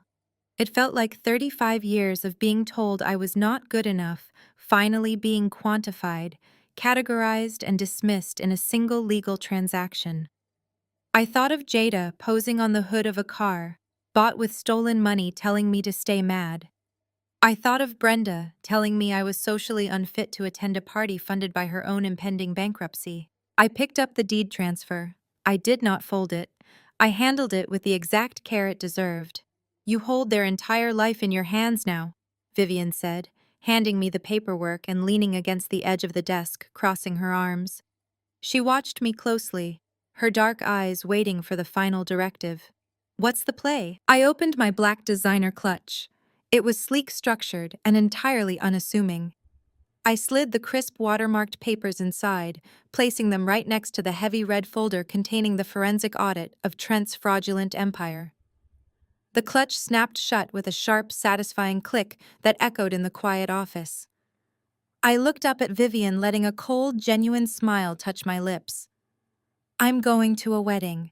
The drive to Oak Ridge took 40 minutes, but inside the soundproof cabin of the chauffeur-driven Maybach, it felt like a perfectly orchestrated calm before a devastating storm. I had spent the afternoon shedding the skin of Maya, the struggling consultant discarding the modest blazers and sensible flats I wore to family dinners. Tonight required armor. I chose a custom floor-length gown in deep obsidian silk. It featured a plunging structured neckline and a dangerously high slit. It was a dress that did not ask for attention. It commanded absolute compliance. My hair was pulled back into a sleek, severe chignon, and my only jewelry was a pair of flawless diamond studs. Resting on the buttery leather seat beside me was my black clutch. Inside it sat the deed to Calvin and Brenda's house and the forensic federal audit that would send Trent to federal prison. I was carrying the complete destruction of their entire suburban illusion in the palm of my hand. The Oak Ridge Country Club was a fortress of generational wealth tucked away behind towering wrought iron gates and acres of manicured rolling hills. It was the kind of place that did not advertise. You either belonged or you were trespassing. Trent, of course, did not belong. He had undoubtedly rented the grand ballroom at a staggering premium, burning through the last of the stolen equity from my parents' home just to secure a venue that would project a false sense of legitimacy to his restless investors. As the Maybach glided up the sweeping circular driveway, I could see the spectacle unfolding. Trent had spared absolutely no expense. Valets in crisp white jackets were sprinting to park a line of rented Lamborghinis and Maseratis. A string quartet played on the grand veranda, their music drifting down over the perfectly lit fountain. It was a desperate, transparent display of new money trying desperately to buy old respect. My driver bypassed the queue of arriving guests, pulling the massive, sleek vehicle directly up to the red carpet. The head valet rushed forward, his eyes widening slightly at the sight of the Maybach, a vehicle that signaled genuine, unbothered capital. He pulled the heavy door open, and I stepped out into the cool evening air. The obsidian silk of my gown caught the ambient light flowing like liquid shadow around my legs. I did not wait for a greeting. I simply handed the valet a crisp $100 bill and walked past him, my heels clicking sharply against the cobblestone path leading to the grand marble staircase. From the massive sweeping balcony of the main ballroom, I heard the sharp, sudden intake of breath. I did not need to look up to know who it was, but I did anyway. Jada was standing at the edge of the carved stone railing, flanked by Brenda and a cluster of women I vaguely recognized as my mother's country club acquaintances. My sister was wearing an obnoxiously fluffy beaded white gown that looked more appropriate for a debutante ball than a 3-year vow renewal. She had a glass of expensive champagne in one hand, playing the role of the triumphant tech billionaire's wife. The moment she spotted me at the bottom of the stairs, the champagne glass froze halfway to her mouth. The smug, radiant smile vanished from her face, replaced by a look of sheer, unadulterated panic. She leaned over the railing, her eyes darting frantically across the courtyard. She turned and violently tapped the shoulder of the man standing a few feet away. Trent stepped up to the railing wearing a white tuxedo jacket with black lapels, a sartorial choice so tacky it almost made me wince. He looked down, his eyes locking onto mine. For a fraction of a second, I saw the absolute terror of a cornered animal flash across his face. He knew exactly what I knew. He knew about the recording. He knew about the missing $45,000. But his massive, fragile ego quickly overrode his fear. He sneered, pointing a finger directly at me, and snapped a harsh command into a two-way radio clipped to his lapel. He was deploying his rented muscle. I continued my ascent up the wide marble stairs, my gaze fixed firmly on the massive mahogany double doors of the main entrance. I was halfway up when they intercepted me. 3 men in cheap, poorly tailored dark suits stepped out from the shadows of the stone pillars, forming a solid physical barricade across the steps. They were accompanied by the club's event manager, a nervous-looking man holding an illuminated tablet. "Ma'am," the event manager stammered, stepping slightly behind the largest of the security guards. "I need to see your invitation. Your name is not on the VIP registry for the Wilson event." I did not break my stride. I continued walking upward until I was standing less than a foot away from the barricade of cheap suits. I looked the manager dead in the eye, my expression a mask of absolute freezing calm. "I do not need an invitation," I stated, my voice low and completely devoid of emotion. "Step aside." Up on the balcony, I could hear Brenda's shrill voice cutting through the music. "Get her out of here! She is trespassing. Security, remove her immediately." Trent leaned over the railing, his face flushed with desperate, arrogant rage. "You heard her," he shouted down at the guards. "That woman is a hostile party. She is trying to disrupt a private corporate event. Escort her off the premises, or I am calling the police." The lead security guard, a man with a thick neck and a profound lack of judgment, took a step forward. He did not ask me to leave. He did not gesture toward the driveway. He made the fatal, catastrophic mistake of reaching out and clamping his heavy, rough hand tightly around my bare arm. "Listen to me, lady," the guard growled, trying to physically pull me back down the marble step. "The host said you are out, so you are going to turn around, get back in your car, and leave before this gets ugly." I did not struggle. I did not shout. I simply looked down at the hand gripping my arm and then up into the guard's eyes, letting him see the absolute bottomless ruin waiting for him if he did not release me in the next 3 seconds. Before I could verbally dissect his entire existence, a voice cracked through the crisp evening air like a whip. It was not a shout. It was a low, resonant command that carried the unmistakable, terrifying weight of a man who owned everything the light touched. "Get your hands off my VIP guest." The security guard froze.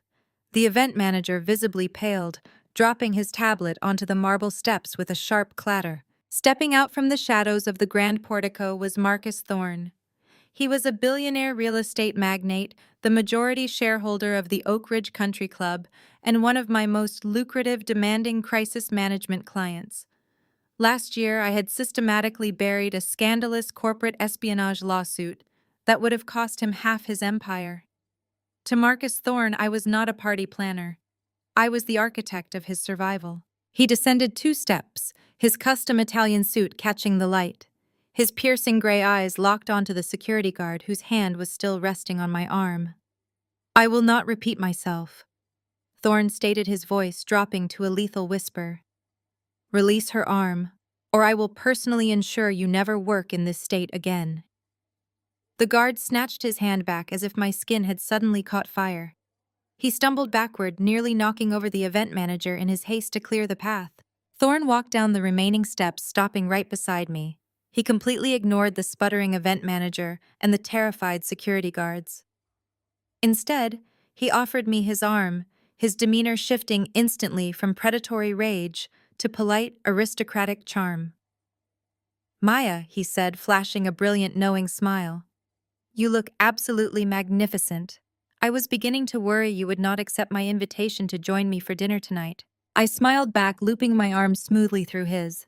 "I ran into a bit of traffic, Marcus, but I would not have missed it." Up on the balcony, the silence was deafening. I looked up. Jada's mouth was hanging open in unadulterated shock. Brenda was clutching the stone railing, her face entirely drained of color. And Trent looked as though the ground had just opened up beneath him. He was staring at Marcus Thorne, a man whose investment capital Trent had been desperately, unsuccessfully trying to court for 6 months, escorting the sister-in-law he had just tried to physically throw out of the venue. Trent's smug, arrogant facade fractured, replaced by sheer, suffocating terror. Thorne patted my hand gently. "Shall we go inside?" he asked, completely oblivious to the panic radiating from the balcony. "I hear there is a rather amusing little startup party happening in the main ballroom. I thought we could grab a drink and watch the show." I patted my sleek black clutch, feeling the crisp edges of the foreclosure deed and the federal audit resting safely inside. "Lead the way," I replied, my eyes locked on Trent's pale, sweating face. "I hear the finale is going to be spectacular." The heavy mahogany doors to the grand ballroom swung open, pulled back by 2 tuxedo-clad staff members. Marcus guided me through the entrance, and the sheer scale of Trent's financial desperation hit me immediately. The room was dripping in excessive unearned luxury. Massive crystal chandeliers cast a warm glow over tables draped in imported silk. Towering floral centerpieces of white orchids and rare lilies dominated every sightline.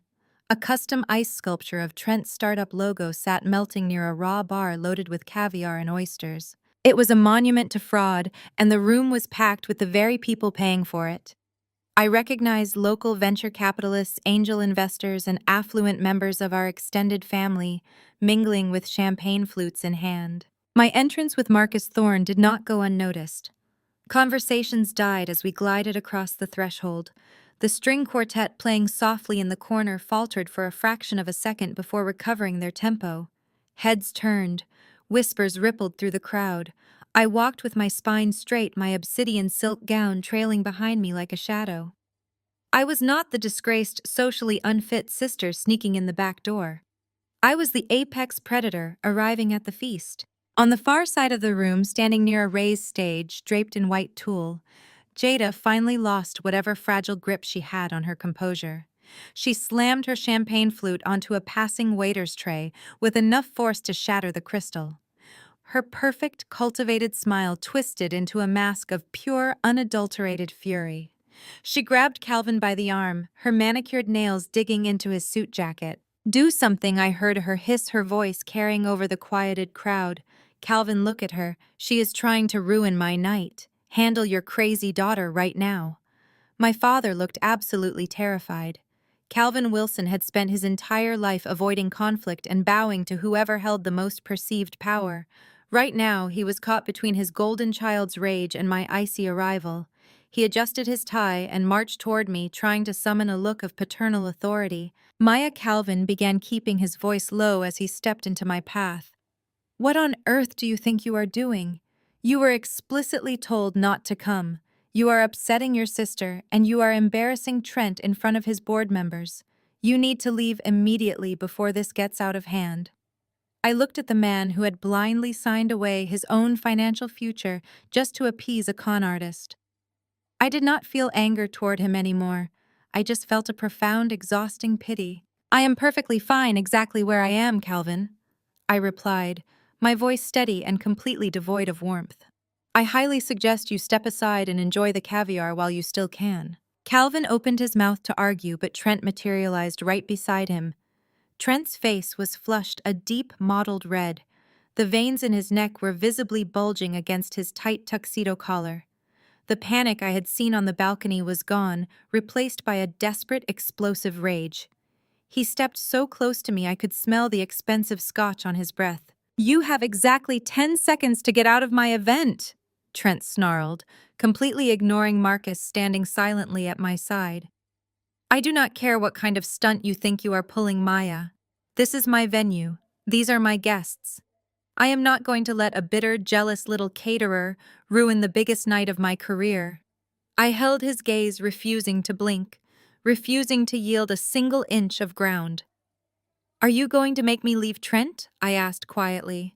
Trent turned on his heel and snapped his fingers at the club manager, who had been hovering nervously near the buffet. Call the police. Trent ordered, his voice booming across the suddenly silent ballroom. Every single investor was watching now. I want this woman arrested for trespassing. I want her physically dragged out of my country club in handcuffs. Do it right now. The manager looked at Trent, then looked past him at Marcus Thorne. He swallowed hard, clutching his tablet to his chest. Sir, I cannot do that. What do you mean you cannot do it? Trent roared, losing the last shred of his billionaire visionary persona. I paid for this room. I am the host. Call the police. Actually, Trent, we have a problem. The voice did not come from the manager. It came from the stage. Marcus Thorne had quietly stepped away from my side, walking up the short steps to the raised platform. He stood behind the microphone set up for Trent's upcoming speech. He tapped the mic twice. The sharp, amplified thuds echoed like gunshots through the cavernous ballroom. Every eye in the room snapped toward the stage. Marcus leaned into the microphone, his expression one of polite, aristocratic regret. I hate to interrupt such a beautiful celebration of love and innovation, Marcus announced, his voice carrying flawlessly over the speakers. But since you are shouting at my staff about ownership of the room, I feel compelled to clarify the situation. You see, Trent, your corporate card just declined. The silence in the ballroom became absolute. It was a thick, suffocating vacuum. Nobody moved.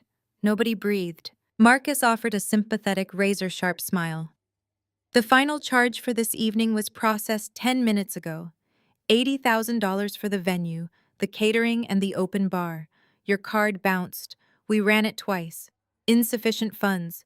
Your backup card also declined. Technically, you are the one trespassing as you have not paid for the space. I watched Trent's face drain of all color. He looked like he had been physically struck. He opened his mouth, but no sound came out. The illusion was shattering in real time in front of the exact people he needed to maintain it. Fortunately, Marcus continued gesturing toward me with a graceful sweep of his hand. Maya here is a highly valued VIP guest of mine. When my management team informed her of your unfortunate financial shortfall, she was kind enough to step in. She just covered the entire venue cost for the evening in cash. So, Trent, she is not trespassing. She is your sponsor. The fallout was immediate. A low, frantic murmuring erupted across the ballroom. Investors leaned in close to one another, their eyes darting toward Trent. I heard the word insolvent whispered sharply from a table of venture capitalists. Another man, an angel investor I knew Trent had been courting for $1 million seed round, quietly set his champagne glass down and began walking straight toward the exit. Jada looked like she was going to pass out. She swayed on her high heels, grabbing a chair to steady herself. Her face was chalk white, her eyes darting frantically around the room as she watched her carefully constructed socialite status evaporate into thin air. Brenda rushed to her side, frantically fanning her with a cocktail napkin, shooting me looks of absolute venom. Trent was frozen, his mouth opening and closing like a suffocating fish. He looked at Marcus, then at the whispering investors, and finally at me. He was completely trapped. He could not throw me out without admitting he was broke. He could not call the police without getting arrested for unpaid services. He was entirely at my mercy. I unclasped my black designer clutch. I reached inside and pulled out the heavy red folder. The leather felt cool and smooth against my fingertips. I walked past Trent, stepping around his frozen, panicked form. I climbed the short steps to the stage. Marcus offered me a respectful nod and stepped aside, handing me the microphone. I looked out over the sea of shocked faces, past the whispering investors, past my mother's terrified glare, and finally locked eyes with my sister and her fraudulent husband. Good evening, everyone, I said, my voice echoing crystal clear across the ballroom. I know you were all expecting a presentation about a revolutionary tech startup. But since I am paying for the room tonight, I thought we could discuss something much more interesting. Let us talk about where your money actually went. I did not raise my voice. I did not need to. When you hold the absolute truth, you do not need volume to command a room. I raised my left hand and gave a sharp, precise nod toward the glass-enclosed audio-visual booth suspended above the back of the ballroom. I had arranged a meeting with the head technician exactly 2 hours before the event, offering him a cash bonus that exceeded his quarterly salary to follow my cues explicitly without asking a single question. He earned every single penny of that bonus. The massive digital screens flanking the altar flickered violently. The romantic soft-focus slideshow of Trent and Jada kissing on various rented yachts and toasting with expensive champagne vanished. In its place, a blinding white background illuminated the room, displaying a stark, highly detailed forensic accounting flowchart. The collective gasp from the venture capitalists in the room was audible. These were men and women who read profit and loss statements for sport.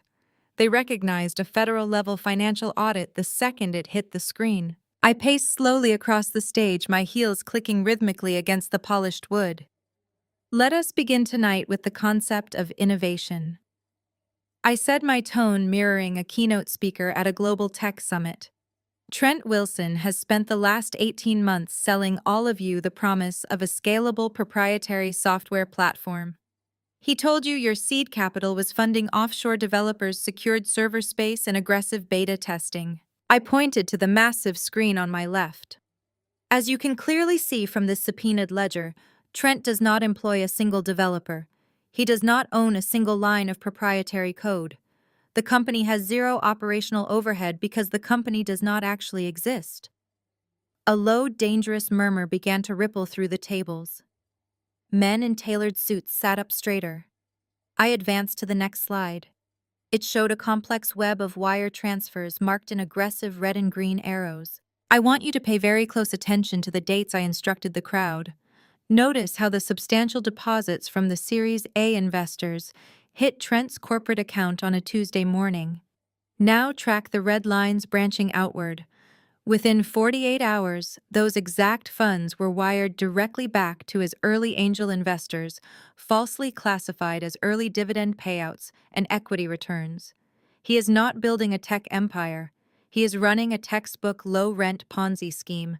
He is simply using your new money to keep his old investors quiet. Trent lunged toward the steps of the stage, his face turning a deep mottled purple with rage. "Turn that off!" he screamed, his voice cracking with absolute panic. "She is lying. This is a targeted smear campaign. Someone cut the power." I did not even look at him. I clicked my remote to the next slide. Let us look at a more personal transaction. I continued smoothly, projecting my voice effortlessly over his shouting. 2 months ago, Trent needed an immediate bridge loan to cover a massive shortfall before an investor caught on to his scheme. He convinced my parents to pressure me into providing $45,000. I displayed the official wire transfer from my business account to his corporate shell. Now let us follow that money. The massive screen split in half. On the left side, an official bank record showed my $45,000 merging with an unauthorized $350,000 equity withdrawal taken against my parents' home. The entire lump sum was immediately routed to an offshore account in the Cayman Islands. The right side of the screen updated to show a digitally signed receipt from a luxury European auto dealership. The total matched the offshore transfer almost to the exact penny. Trent did not secure server space, I stated, my voice echoing off the crystal chandeliers overhead. He bought his wife a custom-ordered Porsche Cayenne. I clicked the remote one more time, and a massive high-resolution screenshot of Jada's text message appeared on the screens.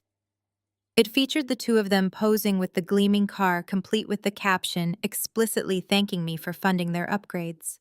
The reaction from this crowd was instantaneous and utterly brutal. I could hear chairs scraping violently against the floor as furious investors stood up from their tables. Jada let out a strangled, horrified sob, dropping her customized champagne flute and covering her face with her hands. Brenda and Calvin were frozen in their seats, staring at the screens in absolute catatonic shock.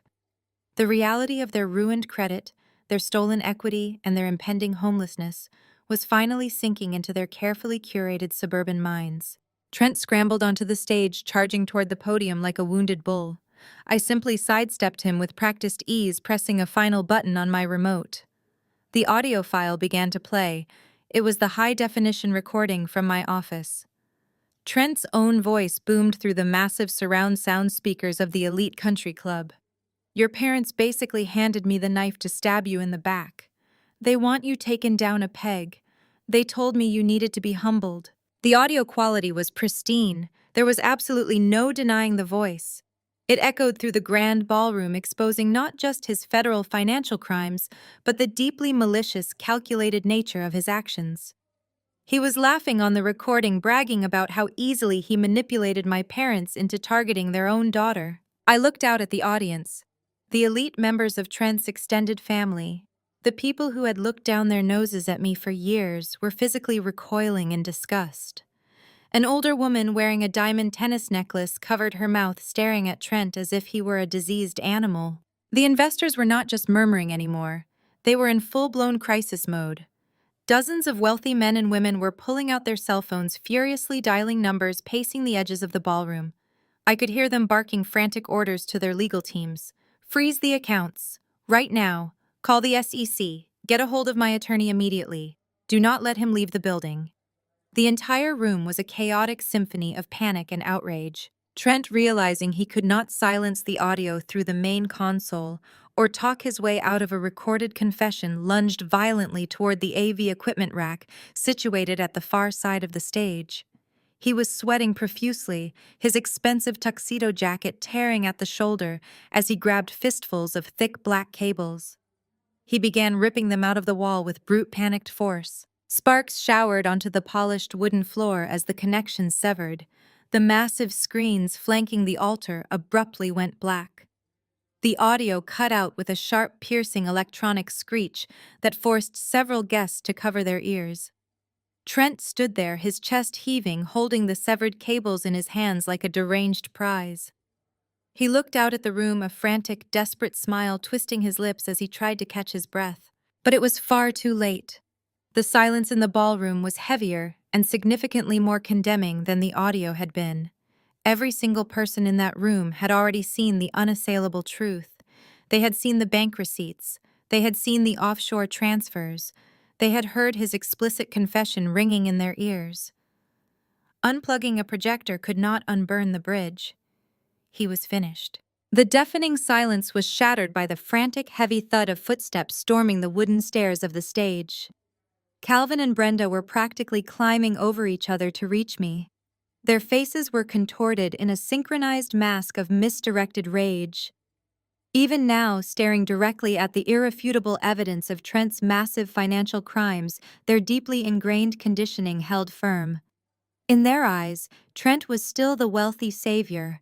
I was still the difficult, jealous daughter trying to ruin their perfect image. Maya, stop this instantly. Brenda shrieked, her voice shrill and echoing without the need for a microphone. She marched up to me, her finger jabbing aggressively toward my face. You are humiliating this family. You are humiliating your sister. I knew you were bitter about your little catering business struggling, but to come here and fabricate these malicious lies about Trent, it is disgusting. Calvin stepped up right beside her, his chest puffed out in a pathetic display of artificial authority. You are going to apologize to Trent and Jada right now. Calvin demanded, his face flushed. Then you are going to leave. You have caused enough damage tonight. I did not step back. I did not raise my voice. I simply looked at the two people who had spent my entire life making me feel utterly inadequate. I lifted the microphone back to my lips. You called me a failure, Dad, I whispered. The sound echoed through the massive speakers with a bone-chilling clarity. You told everyone I was a disappointment. You said Trent was your savior. You said he was going to elevate this family to the next level. I turned my gaze away from my parents and looked up at the glass-enclosed AV booth. I gave one sharp, deliberate nod. Trent had ripped the primary cables out of the wall, but he clearly did not understand how a state-of-the-art, multi-million-dollar facility operated. The technicians seamlessly switched the feed to the venue's secondary wireless projection system. The massive screens flanking the stage roared back to life, flooding the room with stark white light. Let us see exactly how your savior elevated you, I said, pointing to the screens. The image displayed was not a wire transfer from an offshore account. It was a scanned, highly detailed copy of a formal bank document. At the very top, in bold, unforgiving letters, read the phrase, "Notice of intent to foreclose." Right beneath it was the exact address of Calvin and Brenda's sprawling suburban home, the home they had prized above everything else, the home they had leveraged to fund Trent's fraudulent empire. Brenda's furious ranting stopped instantly. Her mouth hung open. She squinted at the screen, her eyes darting across the legal jargon, desperately trying to comprehend the words. The screen split to show a second document. It was a massive secondary mortgage agreement taken out against their property just 3 weeks prior. At the bottom of the page were Calvin and Brenda's signatures. Except as I zoomed in on the document, the truth became painfully obvious. "Look closely at the signatures, Dad," I instructed, my voice ringing out over the murmuring crowd.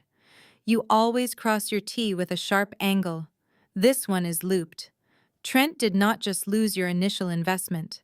When the walls started closing in, he forged your signatures on a secondary mortgage to extract the last remaining drops of equity from your property.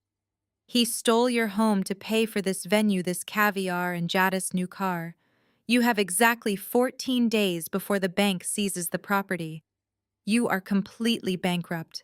The absolute reality of the situation finally shattered Calvin and Brenda's impenetrable wall of denial.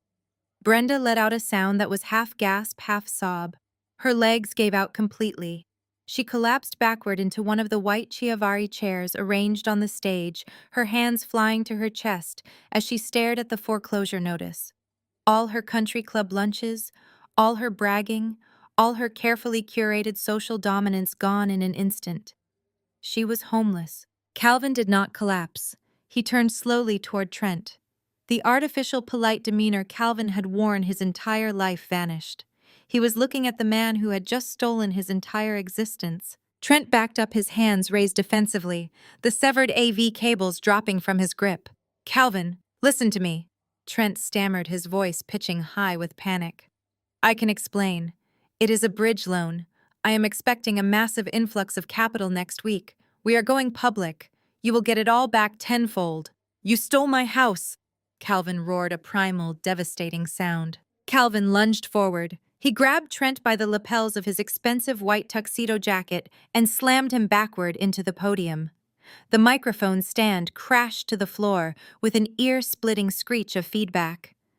Calvin pulled his fist back, ready to strike the man who had ruined him. Before Calvin could throw the punch, Marcus Thorne's private security detail materialized on the stage. 2 massive men in dark suits stepped between them, effortlessly peeling Calvin off the terrified, sweating fraudster. They pinned Trent's arms behind his back, ensuring he could not make a run for the exit. The ballroom had descended into total chaos. Wealthy investors were shouting into their phones, demanding immediate legal action. Waiters were backing away from the tables. Jada was standing frozen near the front row, watching her husband being restrained, her perfect vow renewal turning into a spectacular nightmare. And then, cutting through the shouting and the panic, the heavy mahogany double doors at the main entrance of the ballroom swung open with a resounding crash. A team of 6 men and women wearing tactical gear and navy blue windbreakers marched into the room. The bright yellow letters FBI were emblazoned across their backs. This was not a local police dispatch. This was a coordinated federal raid. The lead agent, a tall woman with an icy, authoritative demeanor, walked directly down the center aisle. The furious investors parted immediately, clearing a path for the federal authorities. Trent Wilson, the lead agent, announced, her voice projecting clearly across the room without any need for amplification. "Your bail is officially revoked."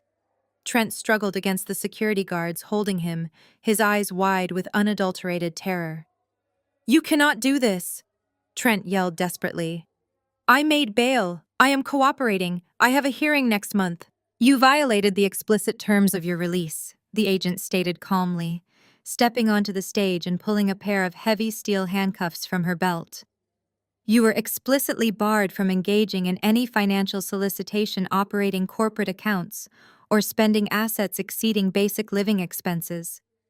You utilized stolen, unauthorized funds to secure this venue and host a fraudulent investor event. You are a flight risk and an active threat to the public." The federal agents took custody of Trent from Marcus Thorne's security detail. They slammed Trent's wrists together behind his back, the sharp click of the handcuffs echoing loudly. Trent was no longer the confident, untouchable tech visionary.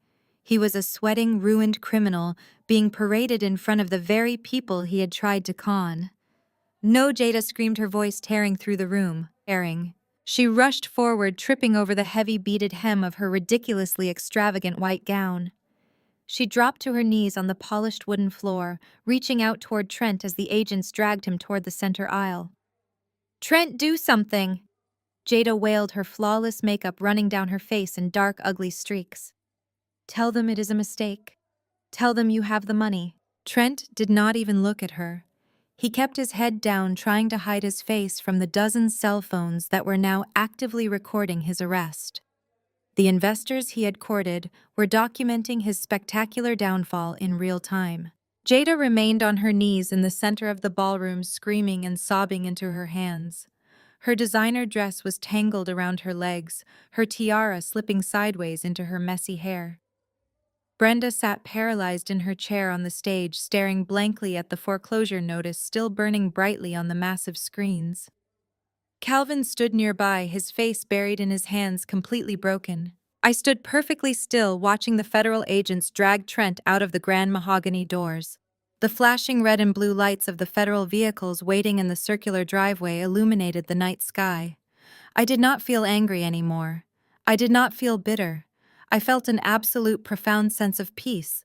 I turned and looked at Marcus Thorne, who was standing quietly near the edge of the stage, watching the spectacle with a look of mild amusement. "I believe the evening has concluded," Marcus said smoothly, offering me his arm. "Shall we go get a real dinner?" I smiled, slipping my hand through his arm. I would love nothing more. A week had passed since the federal authorities turned Trent's extravagant vow renewal into a sprawling crime scene. The fallout was spectacular, swift, and completely merciless.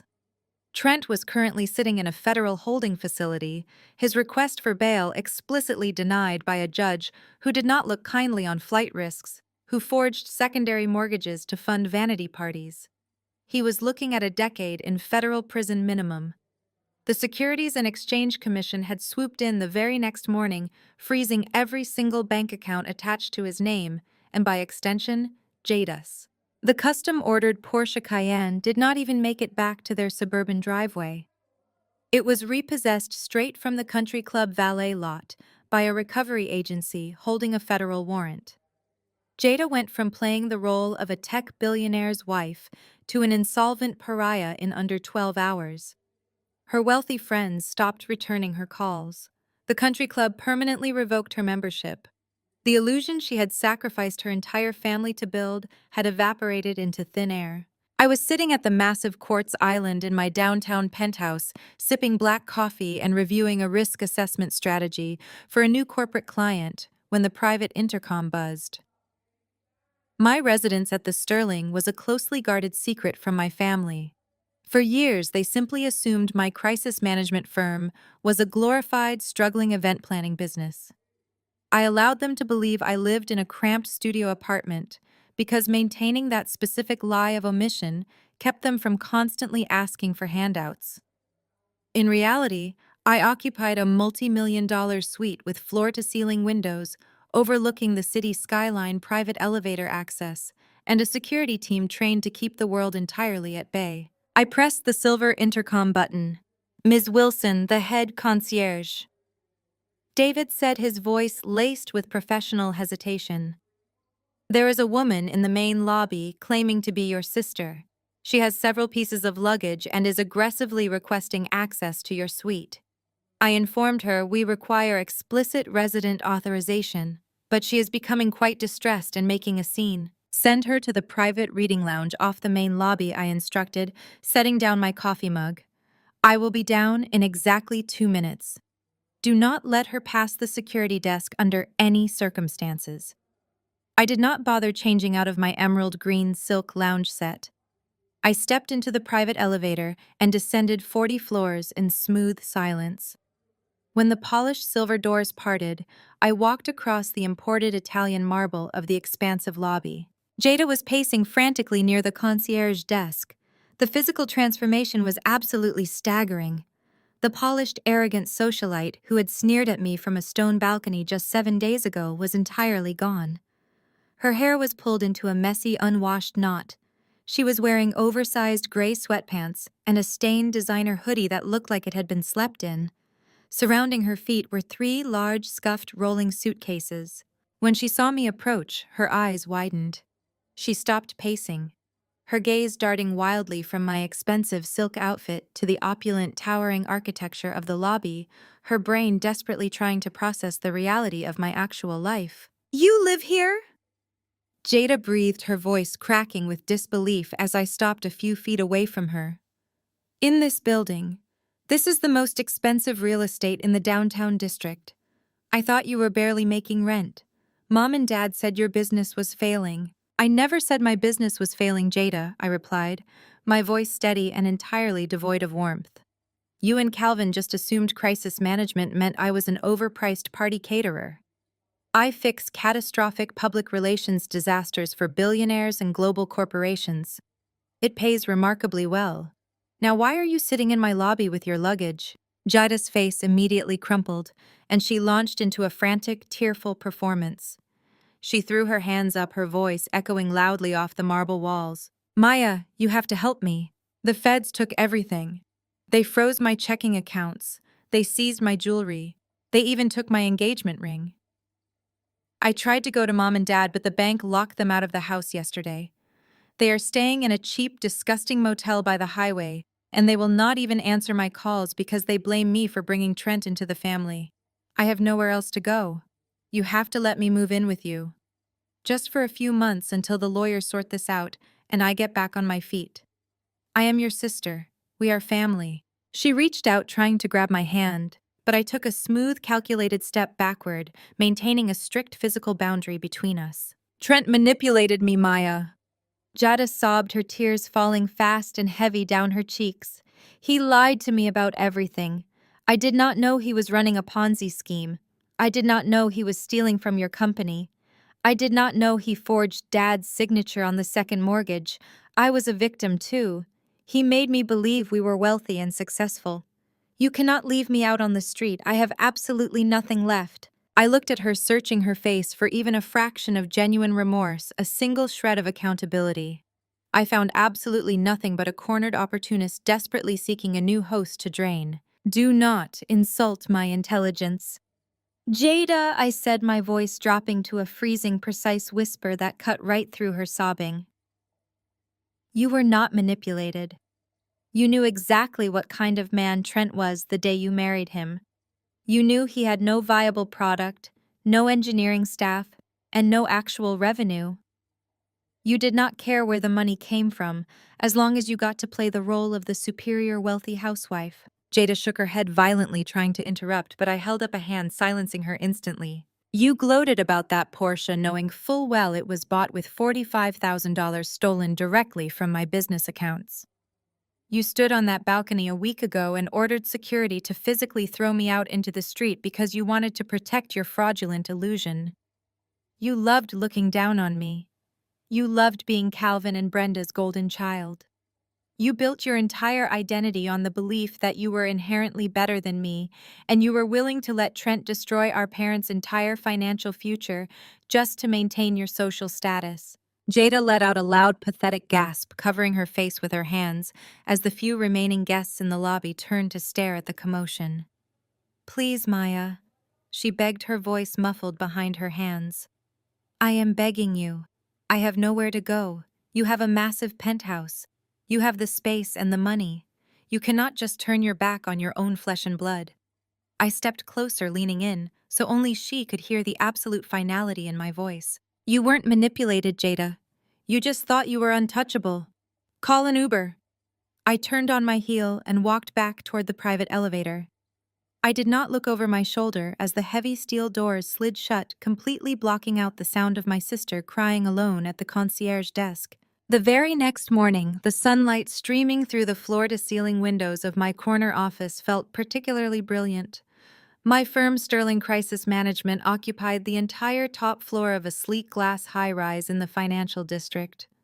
The aesthetic was deliberate: dark mahogany wood, brushed steel accents, and minimalist leather furniture. It was a space designed to intimidate the powerful men and women who came to me when their empires were on the verge of collapse. I was sitting at my desk finalizing the acquisition paperwork for my latest offshore asset when my assistant tapped lightly on the open glass door. Ms. Wilson. She said, her tone meticulously professional, but carrying a hint of caution. A Mr. and Mrs. Wilson are in the reception area. They do not have an appointment, and I inform them that you are booked for the morning. However, they are refusing to leave. They say it is an absolute family emergency. I did not look up from my tablet. Send them in. A moment later, Calvin and Brenda walked through the heavy glass doors. The sight of them was genuinely jarring. For 35 years, I had known my parents as towering figures of suburban arrogance. They were the people who commanded every room they entered, dictating standards, judging outfits, and constantly reminding everyone of their superior social standing. That illusion was completely shattered. Calvin looked like he had aged a decade in 7 days. His shoulders, usually pulled back in stubborn pride, were slumped forward. He was wearing a wrinkled beige suit that looked like it had been hastily pulled from the floor of a motel room. Brenda was entirely unrecognizable. The perfectly styled hair, the expensive jewelry, the country club posture, all of it was gone. She looked small, fragile, and utterly exhausted. Her eyes were red-rimmed and swollen from what must have been days of uninterrupted crying. Calvin was clutching a thick, crumpled manila envelope in his trembling hands. He walked up to my massive mahogany desk, stopping just short of the leather guest chairs. He did not command me to stand. He did not raise his voice. He simply looked around my expansive multi-million-dollar office with a dazed, uncomprehending expression. Maya, Calvin began, his voice breaking immediately. He swallowed hard and placed the manila envelope on the polished wood between us. We got the certified letter from the bank this morning. The foreclosure went through. But the bank did not just seize the property, they sold the deed at a private commercial auction. I leaned back in my ergonomic leather chair, crossing my legs and resting my hands in my lap. I remained perfectly silent. The buyer listed on the transfer of deed is Vanguard Holdings, LLC. Calvin continued, his hands shaking so violently he had to pull them back and grip the seams of his trousers. We called the county clerk to find out who bought our home. They told us Vanguard Holdings is a subsidiary of Sterling Crisis Management. He looked at me, his eyes pleading desperately, searching for the obedient, desperate for approval, daughter he thought he had raised. Maya, you bought our house. You own our home. I maintained absolute eye contact. I did. It was a highly undervalued asset sold at a distressed premium. It was an excellent corporate investment. Calvin flinched as if I had physically struck him. Please, Maya, he begged, his voice dropping to a pathetic, ragged whisper. That house is our entire life. It is our legacy. I bought that property 30 years ago. I raised my family there. I know we made terrible mistakes with Trent. I know we should have listened to you. But you cannot do this. You have to keep the house in the family. We are your blood. You have all this wealth. You clearly have the resources to save us. Please forgive us. Brenda stepped forward, grabbing the back of the leather guest chair for physical support. The tears began to flow freely down her face, stripping away the last remnants of her pride. Maya, sweetheart, please listen to your father, Brenda sobbed, trying to play the ultimate manipulative mother card. I know I was hard on you. I know I was critical. But you have to understand why I did it.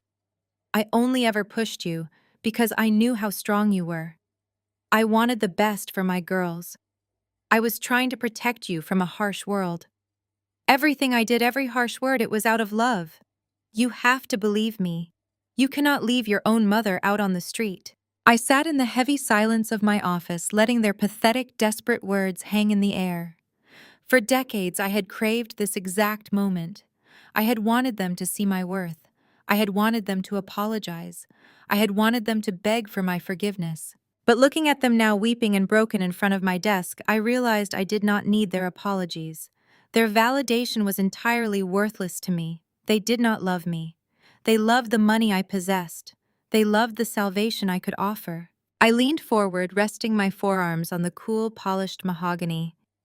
I opened the top drawer of my desk and retrieved a single crisp, watermarked piece of paper. I placed my index finger on the top edge and slowly, deliberately slid the document across the expansive desk until it stopped directly in front of Calvin. Calvin looked down at the paper. His breath caught in his throat. "What is this?" Brenda whispered, her voice trembling with absolute dread. I looked directly into my mother's eyes. "I am just an unfulfilled single woman without a real career, remember." Brenda gasped, stepping back as if the words had burned her. "You told the entire family I was a disappointment." I continued, my voice ice cold and completely devoid of emotion. "You told your friends I was a struggling caterer who needed to learn independence.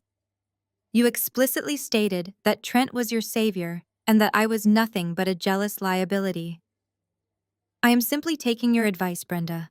I am focusing entirely on my financial independence." I tapped the piece of paper resting in front of Calvin. "That is a formal 30-day notice to vacate," I stated with terrifying corporate precision. "I am not your daughter today. I am your landlord.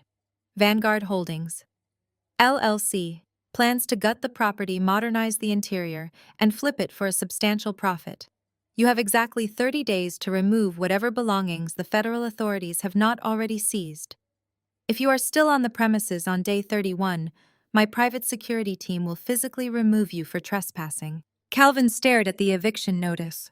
A single tear escaped his eye, tracking slowly down his wrinkled cheek. He looked up at me, his mouth opening to argue, to plead, to beg one last time. But he stopped. He looked at my posture. He looked at the unwavering, absolute finality in my eyes. He finally understood that he had no power here. He had no leverage. The daughter he had treated like a scapegoat was entirely untouchable. Calvin picked up the eviction notice with a shaking hand. He turned to Brenda, taking her gently by the arm. "Come on, Brenda," he whispered, his voice completely defeated. "It is over. Let us go." Brenda let out a high, ragged sob. She looked at me one last time, searching for a lifeline that simply did not exist. When she found nothing but cold marble and glass, she turned away. I sat in my chair and watched them walk slowly toward the heavy glass doors of my office. They moved like ghosts, entirely stripped of their arrogance, their entitlement, and their home. The glass doors shut silently behind them. I stood up from my desk and walked over to the floor-to-ceiling windows. I looked out over the sprawling city, watching the morning traffic move like tiny ants far below. I took a deep, steadying breath. I did not feel petty. I did not feel angry. I felt an overwhelming, profound sense of absolute freedom. The heavy, suffocating chain of seeking their approval had been completely severed. The generational curse was broken. Have you ever had to let your family hit rock bottom to protect your own peace? Share your story in the comments below and subscribe if you know that the absolute best revenge is unbothered, massive success.